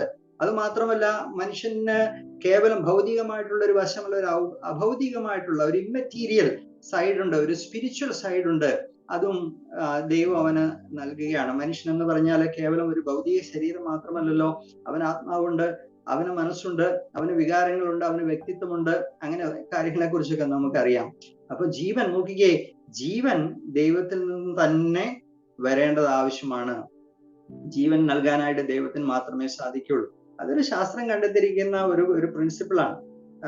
ലൂയിസ് പാസ്റ്റർ കണ്ടെത്തിയതായിട്ടുള്ള വലിയൊരു ശാസ്ത്ര സത്യമാണ്. എന്താണ്? ബയോജനസിസ് എന്നാണ് അത് അറിയപ്പെടുന്നത്. ജീവൻ ജീവനിൽ നിന്ന് മാത്രമേ വരികയുള്ളൂ. വെറുതെ എന്തെങ്കിലും ജീവനില്ലാത്ത വസ്തുക്കളിൽ നിന്നും ജീവൻ വരില്ല, അങ്ങനെയൊക്കെ ആളുകൾ ചിന്തിച്ചിരുന്നു. പണ്ട് പുരാതന ഗ്രീക്കുകാർ മുതൽ ചിന്തിച്ചിരുന്നു. പരിണാമക്കാരും പറയുന്നത് അങ്ങനെയാണ്, ജീവൻ തനിയെ ഉണ്ടായി. അങ്ങനെ തനിയെ ഉണ്ടാകില്ല. അത് തെളിയിക്കപ്പെട്ട സയന്റിഫിക് പ്രിൻസിപ്പിളിനെതിരാണ്. ആ പ്രിൻസിപ്പിൾ അറിയപ്പെടുന്നത് ബയോജനസിസ് എന്നാണ്. അതായത് ജീവനിൽ നിന്ന് മാത്രമേ ജീവൻ ഉണ്ടാകുകയുള്ളൂ. അപ്പൊ സകല ജീവന്റെയും ഉറവിടം ദൈവമാണ്, അല്ലെ? ജീവനുള്ള ദൈവത്തിൽ നിന്ന് തന്നെയാണ് മനുഷ്യനിലേക്ക് ജീവൻ വന്നത് എന്നുള്ളത് അത്ഭുതകരമായിട്ടുള്ള ഒരു സത്യമാണ്. വീണ്ടും സൃഷ്ടിയെക്കുറിച്ചുള്ള വിവരണത്തില് നിലവിലുള്ള ശാസ്ത്രീയ നിഗമനവുമായിട്ട് പൊരുത്തപ്പെടാത്തതെന്ന് പറയുന്ന ഒരു കാര്യം ഈ 6 ദിവസം കൊണ്ട് ദൈവം സൃഷ്ടിച്ചു എന്നുള്ള കാര്യമാണ്. 6 ദിവസം കൊണ്ട് ദൈവം സൃഷ്ടിച്ചു. അങ്ങനെയാണ്, 6 ദിവസം കൊണ്ട് ദൈവം ആകാശവും ഭൂമിയും അവയിലുള്ള ചരാചരങ്ങളൊക്കെയും സൃഷ്ടിച്ചു എന്ന് വ്യക്തമായിട്ട് പറഞ്ഞിട്ടുണ്ട്. അതെങ്ങനെയാണ്? അത് ശാസ്ത്രത്തിന് നിരക്കുന്നതല്ല, ഇതൊക്കെ വെറും കെട്ടുകഥയാണ്, മിത്താണ് എന്നൊക്കെയാണ് ആരോപണം. എന്നാൽ ഈ ഭൂമിക്ക്, ഈ പ്രപഞ്ചത്തിന് പിന്നെ എത്രയാണ് വയസ്സുള്ളത്? അവര് പറയും. അപ്പൊ ബൈബിൾ എങ്ങനെ 6 ദിവസം കൊണ്ട് സൃഷ്ടിച്ചു എന്ന് പറയുകയും ബൈബിളിലെ ആ ചരിത്രമൊക്കെ നമ്മൾ സൂക്ഷ്മമായിട്ട് പഠിക്കുകയും ഒക്കെ ചെയ്താലും മനസ്സിലാവുന്ന ഒരു കാര്യം, ഈ പ്രപഞ്ചം ദൈവം അങ്ങനെ സൃഷ്ടിച്ചിട്ട് ഒത്തിരി കാലങ്ങളൊന്നും ആയിട്ടില്ല. ഏതാനും 1000 വർഷങ്ങളുടെ പ്രായമേ ഉള്ളൂ. 6000 അല്ലെങ്കിൽ അങ്ങേയറ്റം ഒരു 7000 വർഷത്തെ പ്രായമേ ഉള്ളൂ എന്നാണ് ബൈബിൾ വിശ്വസിക്കുന്ന, ബൈബിൾ ആശ്ചര്യമായിട്ട് എടുക്കുന്ന ആളുകൾക്ക് പറയാനായിട്ട് സാധിക്കുന്നു. എന്നാൽ നിലവിലുള്ള ശാസ്ത്രീയ നിഗമനങ്ങൾ എന്ന് പറയുന്നത് 1000 അല്ല, 10,000 അല്ല, 1,00,000 അല്ല, കോടികളുടെ കണക്കാണ്. കോടികളിൽ കുറഞ്ഞൊന്നും ഇല്ല. അപ്പോൾ അതിന് എന്തെങ്കിലും ശാസ്ത്രീയമായിട്ടുള്ള തെളിവുണ്ടോ എന്ന് ചോദിച്ചാൽ വാസ്തവത്തിൽ ശാസ്ത്രീയ തെളിവുകളില്ല. അംഗീകരിക്കാനായിട്ട് ആളുകൾക്ക് ഭയങ്കര ബുദ്ധിമുട്ടാണ്. ഞാൻ ഓർക്കുന്നു, ഞാൻ വളരെ വിദ്യാഭ്യാസമുള്ള ഒരാളോട് ഇങ്ങനെ സംസാരിക്കുകയും ഒക്കെ ചെയ്തപ്പോ സൃഷ്ടിയെ കുറിച്ചൊക്കെ പറഞ്ഞു. അത് സൃഷ്ടിച്ചതാണെന്നൊക്കെ അദ്ദേഹം അങ്ങ് അംഗീകരിച്ചു. പക്ഷെ ഈ ഭൂമിയുടെ പ്രായത്തെ കുറിച്ച് പറഞ്ഞപ്പോൾ അദ്ദേഹത്തിന് ഒരു തരത്തിലും അതങ്ങോട്ട് ഉൾക്കൊള്ളാനായിട്ട് സാധിക്കില്ല. എന്താ ഈ പറയുന്നത്, അതൊക്കെ ഒരു വിഡിത്തമല്ലേ എന്ന നിലയിലാണ് അദ്ദേഹം സംസാരിച്ചത്. കാരണം ഈ പ്രപഞ്ചത്തിന്, ഭൂമിക്കൊക്കെ കോടിക്കണക്കിന് വർഷങ്ങളുടെ പഴക്കമുണ്ടെന്നാണ് ഈ ശാസ്ത്രം എന്ന പേരിൽ ഇന്ന് നിഗമനം വെച്ച് പുലർത്തുന്നത്. അല്ലെങ്കിൽ അത് അങ്ങനെയാണ് പ്രചരിക്കപ്പെട്ടിരിക്കുന്നത്, പഠിപ്പിക്കപ്പെട്ടിരിക്കുന്നത്. ഭൂമിക്ക് ഏതാണ്ട് 450 കോടി വർഷത്തിന്റെ പ്രായമുണ്ടെന്നൊക്കെയാണ് സെക്യുലർ സയൻസ് അല്ലെങ്കിൽ പോപ്പുലർ സയൻസ് പഠിപ്പിക്കുന്നത്. അപ്പോ അതിന് ശാസ്ത്രീയമായിട്ട്, അതായത് യഥാർത്ഥ ശാസ്ത്രത്തിൻ്റെതായ മെത്തേഡ് അനുസരിച്ച് എന്തെങ്കിലും തെളിവുകൾ ഉണ്ടോ എന്ന് ചോദിച്ചാൽ അങ്ങനെ തെളിവുകളില്ല. ഇതൊക്കെ ഒരു അസംഷൻസ് ആണ്. ബിഗ് ബാങ്ങിനെ കുറിച്ച് പറഞ്ഞതുപോലെ much of it is speculation, അല്ലെങ്കിൽ ഇറ്റ് ഈസ് സ്പെക്കുലേറ്റീവ് എന്ന് ആത്മാർത്ഥതയുള്ളവർക്ക് സമ്മതിക്കാതിരിക്കാനായിട്ട് സാധിക്കുകയില്ല. എന്താണ് പ്രായം നിർണ്ണയിക്കാനായിട്ടുള്ള റേഡിയോമെട്രിക് ഡേറ്റിങ്ങിന്റെ കാര്യമൊക്കെയാണ് ഏറ്റവും കൂടുതൽ പറഞ്ഞുകൊണ്ടിരുന്നത്. പക്ഷെ ഇപ്പൊ ലേറ്റസ്റ്റ് ആയിട്ട് ശാസ്ത്രജ്ഞന്മാര് തന്നെ പറയുന്ന കാര്യം അതൊന്നും ഡിപ്പെൻഡബിൾ അല്ല, റിലയബിൾ അല്ല. അതിനൊക്കെ അതിൻ്റെതായിട്ടുള്ള പോരായ്മകളുണ്ട് എന്നുള്ളത് അവർ തന്നെ സമ്മതിച്ചു വരികയാണ്. മാത്രമല്ല, ശരിക്കും ശാസ്ത്രത്തിൻ്റെതായിട്ടുള്ള ലഭ്യമായിട്ടുള്ള തെളിവുകളെയൊക്കെ വിശകലനം ചെയ്യുമ്പോൾ ഈ ഭൂമിക്ക്, ഈ പ്രപഞ്ചത്തിന് കോടികളോ ഈ പറയുന്ന പോലെ ലക്ഷങ്ങളോ ഒന്നുമില്ല. ഏതാനും 1000 വർഷത്തിന്റെ ഒക്കെ പ്രായമേ ഉള്ളൂ എന്നുള്ളതിനാണ് തെളിവുകൾ കൂടുതലായിട്ടും ഉള്ളത്. അതിന്റെ വിശദാംശങ്ങളിലേക്ക് പോകാനായിട്ട് നമുക്ക് സമയമില്ല. ഒത്തിരി തെളിവുകൾ നിങ്ങൾക്ക് തന്നെ പരിശോധിച്ചാലൊക്കെ കിട്ടും. അത് തെളിയിക്കപ്പെട്ട, അല്ലെങ്കിൽ നമുക്ക് ശാസ്ത്രീയമായിട്ട് നിരീക്ഷണങ്ങളിലൂടെ തെളിഞ്ഞ തെളിവുകളാണ്, അല്ലാണ്ട് വെറുതെ ഊഹാപോഹങ്ങളല്ല. ഭൂമിയുടെ കാന്തിക ശക്തിയുടെ ശോഷണത്തെ കുറിച്ചുള്ള പഠനം, അതുപോലെ ചന്ദ്രൻ ഭൂമിയിൽ നിന്ന് അകലുന്നു, അതിന്റെ റേറ്റിനെ കുറിച്ചൊക്കെയുള്ള പഠനം, പിന്നെ വാൽനക്ഷത്രങ്ങളെ കുറിച്ചൊക്കെ, വാൽനക്ഷത്രങ്ങൾ ഇന്നും നിലനിൽക്കുന്നു എന്നുള്ളത് അതൊക്കെ ഉണ്ടായിട്ട് ഏതാനും 1000 വർഷങ്ങളെ ആകാനായിട്ട് സാധ്യതയുള്ളൂ. അതുപോലെ സൂര്യനും ചന്ദ്രനും സൂര്യനും നക്ഷത്രങ്ങളും ഒക്കെ ഇപ്പോഴും പ്രകാശിക്കുന്നു. ഈ പറഞ്ഞ പോലെ കോടിക്കണക്കിന് 500 കോടി വർഷം മുമ്പ് സൂര്യൻ ഉണ്ടായിരുന്നെങ്കിൽ അവർ പറയുന്നത് എന്നേ സൂര്യൻ കത്തി തീർന്നു പോയേനെ, ഇതിലൊക്കെ ഇന്ധനങ്ങൾ തീർന്നു പോകും, ഇതൊക്കെ ഇങ്ങനെ ഇട്ടേണലായിട്ട് ജ്വലിക്കാനായിട്ടൊന്നും സാധിക്കില്ല. അതിൻ്റെയൊക്കെ കണക്കുകൾ വെച്ചിട്ട് ആ നിലയിലേക്ക് കണക്കാക്കാനായിട്ട് സാധിക്കുള്ളൂ. അതുപോലെ ഈ ഡേറ്റിങ്ങിന് വേണ്ടി ഉപയോഗിക്കുന്ന കാർബൺ 14 കുറിച്ച് പോലും ചില ശാസ്ത്രജ്ഞന്മാർ പറയുന്നത് കാർബൺ 14 സാന്നിധ്യം തന്നെ ഈ പറയുന്ന പോലെയുള്ള കാലപഴക്കമൊന്നും ഇല്ല എന്നതിനൊരു തെളിവാണ്. അതുപോലെ ബയോളജിക്കൽ മെറ്റീരിയൽ DNA പോലെയുള്ള ഇൻഫർമേഷൻ ഇന്നും കോമ്പാക്റ്റ് ആയിട്ട് സെല്ലുകളിൽ നിലനിൽക്കുന്നു. ഇങ്ങനെ ഒത്തിരി ഒത്തിരി തെളിവുകളുണ്ട്. അപ്പോ 6 ദിവസം കൊണ്ട് ദൈവം ആകാശവും ഭൂമിയും സമുദ്രവും അതിലുള്ളതൊക്കെയും സൃഷ്ടിച്ചു എന്ന് ബൈബിൾ പറയുമ്പോൾ അതിനെ നിലവിലുള്ള ഒരു ശാസ്ത്ര തെളിവും ആധികാരികമായിട്ട് അതിനെ ഖണ്ഡിക്കാനായിട്ട് ഇല്ല. മറ്റ് പറയുന്ന കാര്യങ്ങളൊക്കെ കേവലം അസംഷൻസ് മാത്രം ആണ്. പിന്നെ ആളുകള് പറയാറുണ്ട്, ഉൽപ്പത്തി പുസ്തകം 3-ാം അധ്യായത്തില് പാമ്പ് സംസാരിക്കുന്നു. അവയെ പ്രകോപിപ്പിക്കാനായിട്ട് പിശാച് പാമ്പിന്റെ രൂപത്തിലാണ് വന്നത്. അതൊരു യഥാർത്ഥത്തിലുള്ള ഒരു പാമ്പ് തന്നെയായിരിക്കും. പിന്നെ സകല എന്തിനെ കുറിച്ചാണ് കാട്ടുജന്തുക്കളെക്കാട്ടിലും എന്നാണല്ലോ പറഞ്ഞിരിക്കുന്നത്. പാമ്പ് കൗശലമുള്ളതായിരുന്നു. പാമ്പ് സംസാരിക്കുമോ? അതൊക്കെ എന്താണ്, വെറും കെട്ടുകഥയല്ലേ എന്നുള്ള അർത്ഥത്തിലാണ്. മനുഷ്യ സംസാരിക്കുന്നുണ്ടെങ്കിൽ പാമ്പുകൾ സാധാരണ സംസാരിക്കാറില്ല, ജന്തുക്കൾ സംസാരിക്കാറില്ല. ഏതായാലും ഈ സംസാര ശക്തി എന്ന് പറയുന്നത് മനുഷ്യൻ ആർജിച്ചെടുത്ത ഒരു കാര്യമൊന്നും അല്ല. മനുഷ്യനെ സൃഷ്ടിച്ചപ്പം തന്നെ ദൈവം മനുഷ്യന് നൽകിയ ഒരു ഗിഫ്റ്റാണ് ഈ സംസാര ശേഷി എന്ന് പറയുന്നത്. മൃഗങ്ങൾ, ജന്തുക്കളൊന്നും സംസാരിക്കാറില്ല. പക്ഷേ ഇവിടെ പിശാചാണ് പാമ്പിലൂടെ സംസാരിക്കുന്നത്, അല്ലെങ്കിൽ പാമ്പിന്റെ വായ തുറന്നത്, പാമ്പിന് സംസാരിക്കുവാനായിട്ടുള്ള ആ ശേഷി നൽകിയത് പിശാചാണ് എന്നത് അവിടെ കാണുവാനായിട്ട് സാധിക്കും. അപ്പൊ അതെന്താന്ന് ചോദിച്ചാൽ ഒരു സൂപ്പർ നാച്ചുറൽ ആയിട്ടുള്ള ഒരു ഇന്റർവെൻഷനാണ്. സ്വാഭാവികമായിട്ടുള്ള ഒരു കാര്യമല്ല അവിടെ പറഞ്ഞിരിക്കുന്നത്. അതിന്റെ പിന്നിൽ പിശാചുണ്ട്. അത് ബൈബിളില് ഉടനീളം വ്യക്തമാക്കിയിട്ടുള്ള ഒരു കാര്യമാണ്. മറ്റൊരു സന്ദർഭത്തില് സംഖ്യാപുസ്തകത്തില് ഒരു കഴുത സംസാരിക്കുന്നത് നമ്മൾ വായിക്കുന്നുണ്ടല്ലോ, അല്ലെ? ഒരു കഴുത വായ തുറന്ന് സംസാരിക്കുകയാണ്. അവിടെ കഴുതയുടെ വായ തുറന്നത് ദൈവം തന്നെയാണ് കഴുതയ്ക്ക് സംസാരിക്കാനായിട്ട്. അപ്പൊ ദൈവത്തിന് സാധിക്കും. മൃഗങ്ങൾക്ക് സ്വാഭാവികമായിട്ടും അത് കൊടുത്തിട്ടില്ല. പക്ഷേ ചില സന്ദർഭങ്ങളിൽ അങ്ങനെ വേണമെങ്കിൽ അവയുടെ വായ തുറന്ന് സംസാരിപ്പിക്കുവാനായിട്ട് സാധിക്കും. ഇവിടെ പാമ്പ് സംസാരിച്ച ഏതായാലും ദൈവമല്ല സംസാരിപ്പിച്ചത്, അതിന്റെ പിന്നിൽ പ്രവർത്തിച്ചത് പിശാചാണ്. ഉൽപ്പത്തി പുസ്തകം 11-ാം അധ്യായത്തിലേക്ക് വരുമ്പോൾ ബാബേൽ സംഭവത്തെ കുറിച്ച് കാണുവാനായിട്ട് സാധിക്കും. അവിടെ വെച്ച് ദൈവം മനുഷ്യരുടെ ഭാഷ കലക്കിയതായിട്ട് പറഞ്ഞിട്ടുണ്ട്. അപ്പൊ അതൊരു ചോദ്യമാണ്. അതൊന്നും പിന്നെ എങ്ങനെയാണ് ശാസ്ത്രീയമായിട്ട് അംഗീകരിക്കുന്നത്, അല്ലെങ്കിൽ ചരിത്രപരമായിട്ട് എങ്ങനെയാണ് അംഗീകരിക്കുന്നത് എന്നൊക്കെയാണ് ആളുകൾ ചോദിക്കുന്നത്.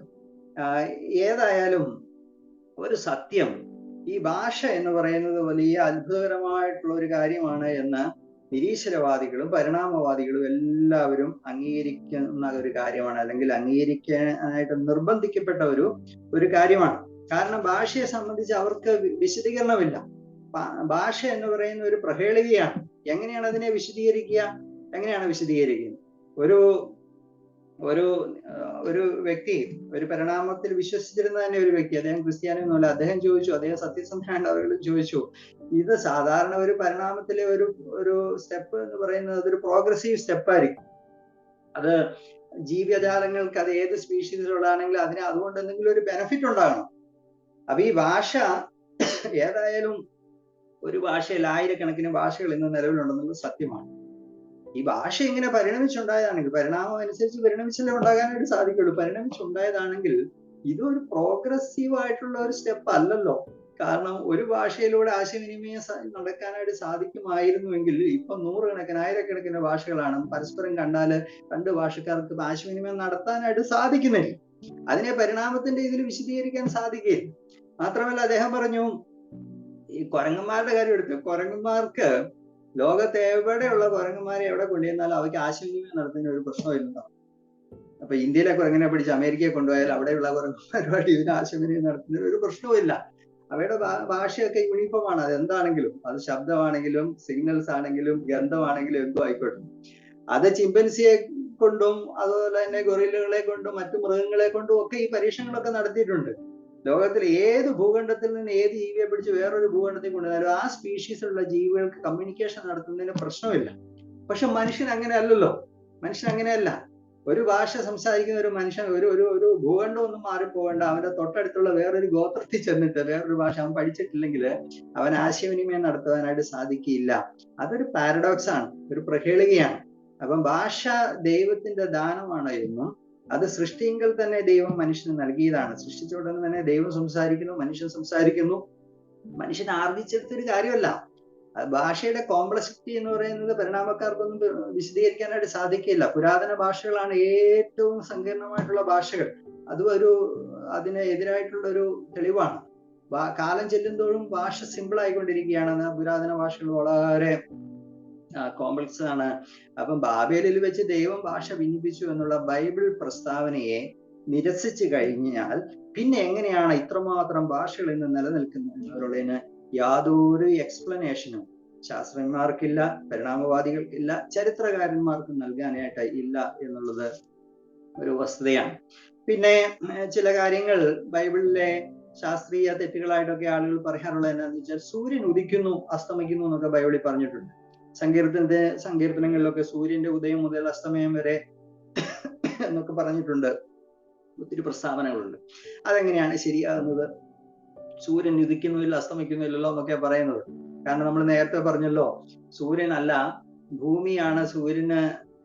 ഭൂമി അതിന്റെ അച്ചുതണ്ടിലുള്ള ഭ്രമണത്തിന്റെ ഫലമായിട്ടാണ് ഈ നമുക്ക് ഉദയോ അസ്തമയമായിട്ടൊക്കെ തോന്നുന്നത്. വാസ്തവത്തിൽ സൂര്യൻ ഇങ്ങനെ കിഴക്കുതിച്ച് പടിഞ്ഞാറ് അസ്തമിക്കുന്നൊന്നുമില്ല. ഭൂമിയുടെ ഭ്രമണത്തിൽ കൊണ്ട് നമുക്ക് ദിശ മാറി വരുന്നതാണ്. അതിലെന്താണ് ശാസ്ത്രീയമായിട്ടുള്ള തെറ്റ്? കാരണം എന്നാന്ന് ചോദിച്ചാൽ അതിനെക്കുറിച്ച് പറയും, അത് അങ്ങനെയല്ലേ കാണപ്പെടുന്നത്. ഒരു കാര്യം കാണപ്പെടുന്നത് പോലെ ബൈബിളിലും പറഞ്ഞിരിക്കുകയാണ്. ലാംഗ്വേജ് ഓഫ് അപ്പിയറൻസ് എന്ന് പറയും. നമ്മൾ ഇന്നും അങ്ങനെയല്ല ഉപയോഗിക്കുന്നത്. സൂര്യൻ ഉദിച്ചു, രാവിലെ സൂര്യൻ ഉദിച്ചു, വൈകിട്ട് അസ്തമിച്ചു എന്നല്ല നമ്മൾ ഇന്നും പറയുന്നത്, അല്ലെ? ഇന്നത്തെ കലണ്ടറുകളിലൊക്കെ നോക്കിയാലും അങ്ങനെയല്ലേ? ഉദയം ഇത്ര മണിക്ക് 6:35, അസ്തമയം. എന്തിനത് മാറ്റാതിരിക്കുന്നത്? സയന്റിസ്റ്റുകൾ ഉപയോഗിക്കുന്ന കലണ്ടറുകളിലും ഒക്കെ അവരങ്ങനെ തന്നെ ഉപയോഗിക്കുകയാണ്. അപ്പൊ അതൊരു നമുക്ക് അങ്ങനെയാണ് കാണപ്പെടുന്നത്. സൂര്യൻ അങ്ങനെ കിഴക്കുതിച്ച് പടിഞ്ഞാറേക്ക് സഞ്ചരിക്കുന്നൊന്നും ഇല്ലെങ്കിലും അപ്പിയറൻസ് കാണപ്പെടുന്ന അങ്ങനെയാണ്. ലാംഗ്വേജ് ഓഫ് അപ്പിയറൻസ് നമ്മൾ ഇന്നും ഉപയോഗിക്കാറുണ്ട്. ബൈബിളിലും അതങ്ങനെ ഉപയോഗിച്ചിരിക്കുന്നു എന്നുള്ള കാര്യം ഓർത്താൽ മതിയാകും. പിന്നീട് ഭൂമി പരന്നതാണ് എന്ന് ബൈബിളിൽ പറഞ്ഞിട്ടുണ്ടോ? ബൈബിളിൽ അങ്ങനെ ഒരു പ്രസ്താവനയില്ല കേട്ടോ. ഭൂമി പരന്നതാണെന്ന് ബൈബിളിൽ ഒരു പ്രസ്താവനയില്ല. എങ്കിലും ബൈബിളിനെതിരെ ആരോപണം ഉന്നയിക്കുന്ന ആളുകള് എപ്പോഴും പറയുന്ന ഒരു കാര്യമാണ് ഭൂമി പരന്നതാണെന്നൊക്കെ ബൈബിൾ പഠിപ്പിക്കുന്നത്. അങ്ങനെ ഒരു പ്രസ്താവന ഇല്ല. ബൈബിളിൽ നോക്കിയിട്ട് എനിക്ക് അങ്ങനെ ഒരു വാക്യം കാണാനായിട്ട് സാധിച്ചില്ല. ആകെ അങ്ങനെ പറയുന്ന ആളുകൾ ചൂണ്ടിക്കാണിക്കുന്ന 1-2 വാക്യങ്ങളൊക്കെ ഉണ്ട്. അതിൽ ഒന്നെന്നാന്ന് വെച്ചാൽ വെളിപ്പാട് പുസ്തകം 7:1 അടിസ്ഥാനമാക്കിയൊക്കെയാണ് അവർ പറയുന്നത്. അവിടെ ഭൂമിയുടെ 4 കോണുകളിൽ നിന്നും എന്നുള്ള ഒരു പ്രസ്താവനയുണ്ട്. ഭൂമിയുടെ 4 കോണുകളിൽ നിന്നും. അപ്പൊ അതിന്റെ അടിസ്ഥാനത്തിൽ പറയണം 4 കോണ്. അപ്പം ഭൂമി ഇങ്ങനെ ചതുരത്തിൽ ഫ്ലാറ്റ് ആയിട്ടുള്ള ഒരു ഇതാണ്. അതിന്റെ 4 കോണിൽ നിന്നും എന്നാണ് ഉദ്ദേശിച്ചിരിക്കുന്നത് എന്നാണ്, അല്ലേ? അപ്പൊ അതൊന്നും അങ്ങനെ എടുക്കേണ്ട കാര്യമൊന്നുമില്ല. അതൊക്കെ ഭാഷയുടേതായിട്ടുള്ള പ്രയോഗങ്ങളാണ്. 4 കോണിൽ നിന്നെന്ന് പറഞ്ഞാൽ 4 ദിക്കിൽ നിന്നും എന്നെടുത്താൽ പോരെ? അല്ലെങ്കിൽ ഭൂമിയുടെ എല്ലാ ഭാഗങ്ങളിൽ നിന്നും എന്നങ്ങ് എടുത്താൽ അതിന് കുഴപ്പമില്ലല്ലോ. അപ്പം ബൈബിളിനെ സംബന്ധിച്ച് നമ്മൾ മനസ്സിലാക്കേണ്ടതായിട്ടുള്ള ഒരു കാര്യം, ബൈബിളിൽ ഇങ്ങനെ എന്താണ് ഇന്ന് നമ്മൾ ഉപയോഗിക്കുന്ന സയന്റിഫിക് ടെർമിനോളജീസ് അല്ലെങ്കിൽ സാങ്കേതിക പദങ്ങളൊന്നും ബൈബിളിൽ ഉപയോഗിച്ചിട്ടില്ല. ബൈബിള് നൂറ്റാണ്ടുകൾക്ക് മുമ്പ് എഴുതപ്പെട്ടതല്ലേ. അപ്പൊ ഈ ആധുനിക ശാസ്ത്രത്തിലെ സാങ്കേതിക പദങ്ങൾ നമ്മളൊരു 100 കൊല്ലം മുമ്പുള്ള മലയാളത്തിലെ ഏതെങ്കിലും ഒരു പുസ്തകം എടുത്തു കഴിഞ്ഞാൽ ഇന്ന് നമ്മൾ ഉപയോഗിക്കുന്ന സാങ്കേതിക പദങ്ങൾ കാണുവാനായിട്ട് ഇല്ല. ഒരു ആശയം വ്യക്തമാക്കാനായിട്ട് ഉപയോഗിച്ചിരിക്കുന്ന വാക്കുകളുണ്ട്. അപ്പം ബൈബിളും എഴുതിയിരിക്കുന്നത് ആ കാലഘട്ടത്തിന്റെ ഭാഷ, സാധാരണ മനുഷ്യർക്ക് വേണ്ടിയാണ് എഴുതിയിരിക്കുന്നത്. ആ ഭാഷയിലുള്ള പ്രയോഗങ്ങൾ അതൊക്കെ ബൈബിളിൽ ഉപയോഗിച്ചിട്ടുണ്ട്. അതിൽ നിന്ന് ആശയം നമുക്ക് മനസ്സിലാകും എന്നുള്ള കാര്യം ഓർത്താൽ മതി. ഭൂമി പരന്നതാണെന്ന് ബൈബിളിൽ പറഞ്ഞിട്ടില്ല. മാത്രമല്ല ഭൂമിയുടെ ആകൃതിയെ സംബന്ധിച്ച് ബൈബിളിൽ ആകെയുള്ള ഒരേ ഒരു പരാമർശം ഏശയ്യാ പ്രവചനം 40-ാം അധ്യായത്തിലാണ്. ഏശയ്യാ പ്രവചനം 40-ാം അധ്യായത്തിന്റെ 22-ാമത്തെ വാക്യമാണ്. അത് നൽകുന്ന സൂചന എന്താണെന്ന് ചോദിച്ചാൽ ഭൂമി ഉരുണ്ടതാണെന്നുള്ള ഒരു സൂചനയാണ്. ആകെ ഭൂമിയുടെ ഷേപ്പിനെ കുറിച്ച് പറഞ്ഞിരിക്കുന്ന ഒരു പ്രസ്താവനയാണ്. ഏശയ്യാ പ്രവചനം 40-ന്റെ 22-ാമത്തെ വാക്യം. അവൻ ഭൂമണ്ഡലത്തിന് മീതെ അധിവസിക്കുന്നു. അതിലെ നിവാസികൾ വെട്ടുക്കിളികളെ പോലെ ഇരിക്കുന്നു. അവൻ ഭൂമണ്ഡലത്തിന്മേൽ, അങ്ങനെയാണ് ഭൂമണ്ഡലം എന്നുള്ളത് ഇംഗ്ലീഷിലാണെങ്കിൽ ഇത് സർക്കിൾ ഓഫ് ദി എർത്ത് എന്നാണ്, സർക്കിൾ. അപ്പൊ അവിടെ ഭൂമി ഉരുണ്ടതാണ് എന്നുള്ള ഒരു അങ്ങനെയാണല്ലോ നമ്മൾ നോക്കിയാൽ, അങ്ങനെ ചക്രവാളത്തിലേക്ക് ദൂരേക്ക് നോക്കിയാല് അതിങ്ങനെ റൗണ്ടായിട്ട് സർക്കിളായിട്ട് പോകുന്നത് നമുക്ക് കാണുവാനായിട്ട് സാധിക്കും. ഭൂമി ഉരുണ്ടതാണെന്നുള്ള ഒരു സൂചനയാണ് ആ വാക്യത്തിലുള്ളത്. അല്ലാണ്ട് ഭൂമി പരന്നതാണ് എന്ന് ബൈബിളില് ഒരിടത്തും പ്രസ്താവന ഇല്ല. ജോഷുവയുടെ പുസ്തകം 10-ാം അധ്യായത്തിന്റെ 12-13 വാക്യങ്ങളിലൊക്കെ സൂര്യൻ നിന്നതിനെ കുറിച്ചുള്ള പ്രസ്താവനയുണ്ട്. അപ്പൊ അതും വിമർശകർക്ക് വലിയ അവരെ ആയുധമായിട്ട് എടുക്കുന്ന ഒരു വാക്യമാണ്. ജോഷുവയുടെ പുസ്തകത്തില്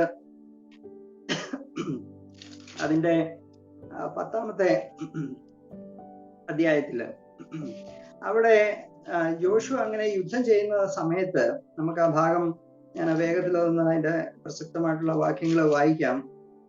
ജോഷുവ അമോര്യരോട് യുദ്ധം ചെയ്യുകയാണ്. അങ്ങനെ യുദ്ധം ചെയ്യുന്ന സമയത്ത് ശത്രുക്കളെ പിന്തുടരുമ്പോൾ യോശുവയ്ക്ക് കൂടുതൽ സമയം ആവശ്യമാണ് അവരെ സംഹരിച്ചു തീർക്കുവാനായിട്ട്. അപ്പോൾ യോശുവ പ്രാർത്ഥിക്കുകയാണ്, സൂര്യ നീ ഗിബിയോനിലും ചന്ദ്ര നീ അയ്യാലോൻ താഴ്വരയിലും നിൽക്ക എന്ന് പറഞ്ഞു. ജനം തങ്ങളുടെ ശത്രുക്കളോട് പ്രതികാരം ചെയ്യുവോളം സൂര്യൻ നിന്നു, ചന്ദ്രനും നിശ്ചലമായി. ശൂരന്മാരുടെ പുസ്തകത്തിൽ അങ്ങനെ എഴുതിയിരിക്കുന്നുവല്ലോ, ഇങ്ങനെ സൂര്യൻ ആകാശമധ്യ ഒരു ദിവസം മുഴുവൻ അസ്തമിക്കാതെ നിന്നു. യഹോവ ഒരു മനുഷ്യന്റെ വാക്ക് കേട്ടനുസരിച്ച് ആ ദിവസം പോലെ ഒരു ദിവസം അതിന് മുമ്പും പിമ്പും ഉണ്ടായിട്ടില്ല. യഹോവ തന്നെയായിരുന്നു ഇസ്രായേലിന് വേണ്ടി യുദ്ധം ചെയ്തത്. അത് വലിയൊരു അത്ഭുതമാണ്. ജോഷുവയ്ക്ക് കൂടുതൽ സമയം ആവശ്യമായിരുന്നു. ജോഷുവ ദൈവത്തോട് പ്രാർത്ഥിച്ചു. വാസ്തവത്തിൽ ആ യുദ്ധം ദൈവം തന്നെ അവിടെ യുദ്ധം ചെയ്തു. ഇസ്രായേലിന് വേണ്ടി ദൈവം തന്നെയാണ് യുദ്ധം ചെയ്തുകൊണ്ടിരിക്കുന്നത്. ദൈവം യോശുവയുടെ പ്രാർത്ഥന കേട്ടു. അപ്പോ എന്താണ്, സൂര്യൻ നിന്നു എന്നുള്ളതാണ് പ്രശ്നം. സൂര്യൻ അങ്ങനെ നിൽക്കുന്നത് എങ്ങനെയാണ്? ഭൂമി സൂര്യന് ചുറ്റുമാണ് പ്രദക്ഷിണം ചെയ്യുന്നത്. ഭ്രമണമുണ്ട്, പ്രദക്ഷിണമുണ്ട് കേട്ടോ. വാക്കുകൾ മാറിപ്പോകാനായിട്ട് പാടില്ല. ഭ്രമണം എന്ന് പറയുന്ന റൊട്ടേഷനാണ്. പ്രദക്ഷിണം എന്ന് പറയുന്നത് റെവല്യൂഷനാണ്. സൂര്യന് ചുറ്റും പോകുന്ന ഭൂമിയുടെ സഞ്ചാരമാണ് പ്രദക്ഷിണം എന്ന് പറയുന്നത്.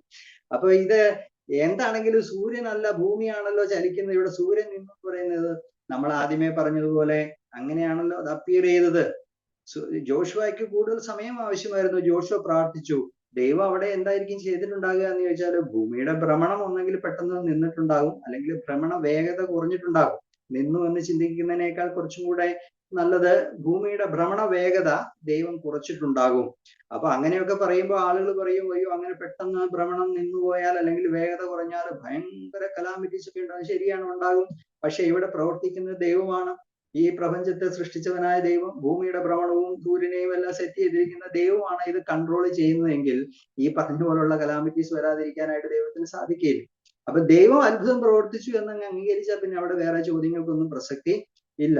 നമ്മൾ ഓടിക്കുന്ന ഒരു കാറ്, അതിവേഗം ഓടിച്ചുകൊണ്ടിരിക്കുന്ന ഒരു കാറ്, ആ കാറിന് നമുക്ക് ബ്രേക്ക് ചെയ്യണമെങ്കിൽ നമ്മൾ ബ്രേക്ക് ചെയ്യില്ലേ?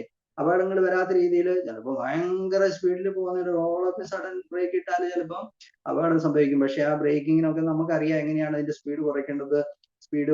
നമുക്ക് ദൈവത്തിന് ഇത് അസാധ്യമായിട്ടുള്ള കാര്യം അല്ല. അപ്പൊ സൂര്യൻ നിന്നു എന്ന് പറയുന്നത് അങ്ങനെയാണല്ലോ കാണപ്പെട്ടത്. അങ്ങനെയല്ലേ കാണപ്പെടുന്നത്? ഇന്നും അങ്ങനെയല്ലേ? സൂര്യനെയല്ലേ നമ്മൾ കാണുന്നത്, അല്ലാണ്ട് ഭൂമിയുടെ ഭ്രമണമൊന്നും നമ്മൾ കാണുന്നില്ല, ഭൂമിയുടെ പ്രദക്ഷിണവും നമ്മൾ കാണുന്നില്ല. നമ്മൾ ഇത് അറിയുന്ന പോലുമില്ല. ഭയങ്കരമായ സ്പീഡിലാണ് ഇതൊക്കെ സംഭവിക്കുന്നതെന്നാണ് പറയുന്നത്. നമ്മൾ ഇത് അറിയുന്ന പോലുമില്ല. അപ്പൊ നമുക്ക് അപ്പിയർ ചെയ്യുന്നത് അഥവാ കാണപ്പെടുന്നത് സൂര്യനാണ് അവിടെ നിന്നത്. സൂര്യന്റെ ഭൂമിയുടെ ഭ്രമണ വേഗതയായിരിക്കാം വാസ്തവത്തിൽ കുറഞ്ഞത്. ദൈവം അതെന്താണെന്ന് വെച്ചാൽ ദൈവം പ്രവർത്തിച്ചു. അവർക്ക് ആവശ്യമായിട്ടുള്ള എന്താണെന്ന് വെച്ചാൽ അവർക്ക് കൂടുതൽ ദിവസത്തിന് ദൈർഘ്യം വേണം. ശത്രുക്കളോട് പ്രതികാരം ചെയ്ത് തീർക്കണം. അതവിടെ സാധ്യമായി എന്നുള്ള കാര്യമാണ് അവിടെ പരാമർശിച്ചിരിക്കുന്നത്. ഭൂമിയുടെ അടിസ്ഥാനത്തെ കുറിച്ച് സമയമായി തോന്നി, ഞാൻ വേഗം നിർത്താം. ഭൂമിയുടെ അടിസ്ഥാനത്തെ കുറിച്ചൊക്കെ ഉണ്ട്. ഭൂമിയുടെ യോബിന്റെ പുസ്തകത്തിലൊക്കെ പല പ്രസ്താവനകളുണ്ട്.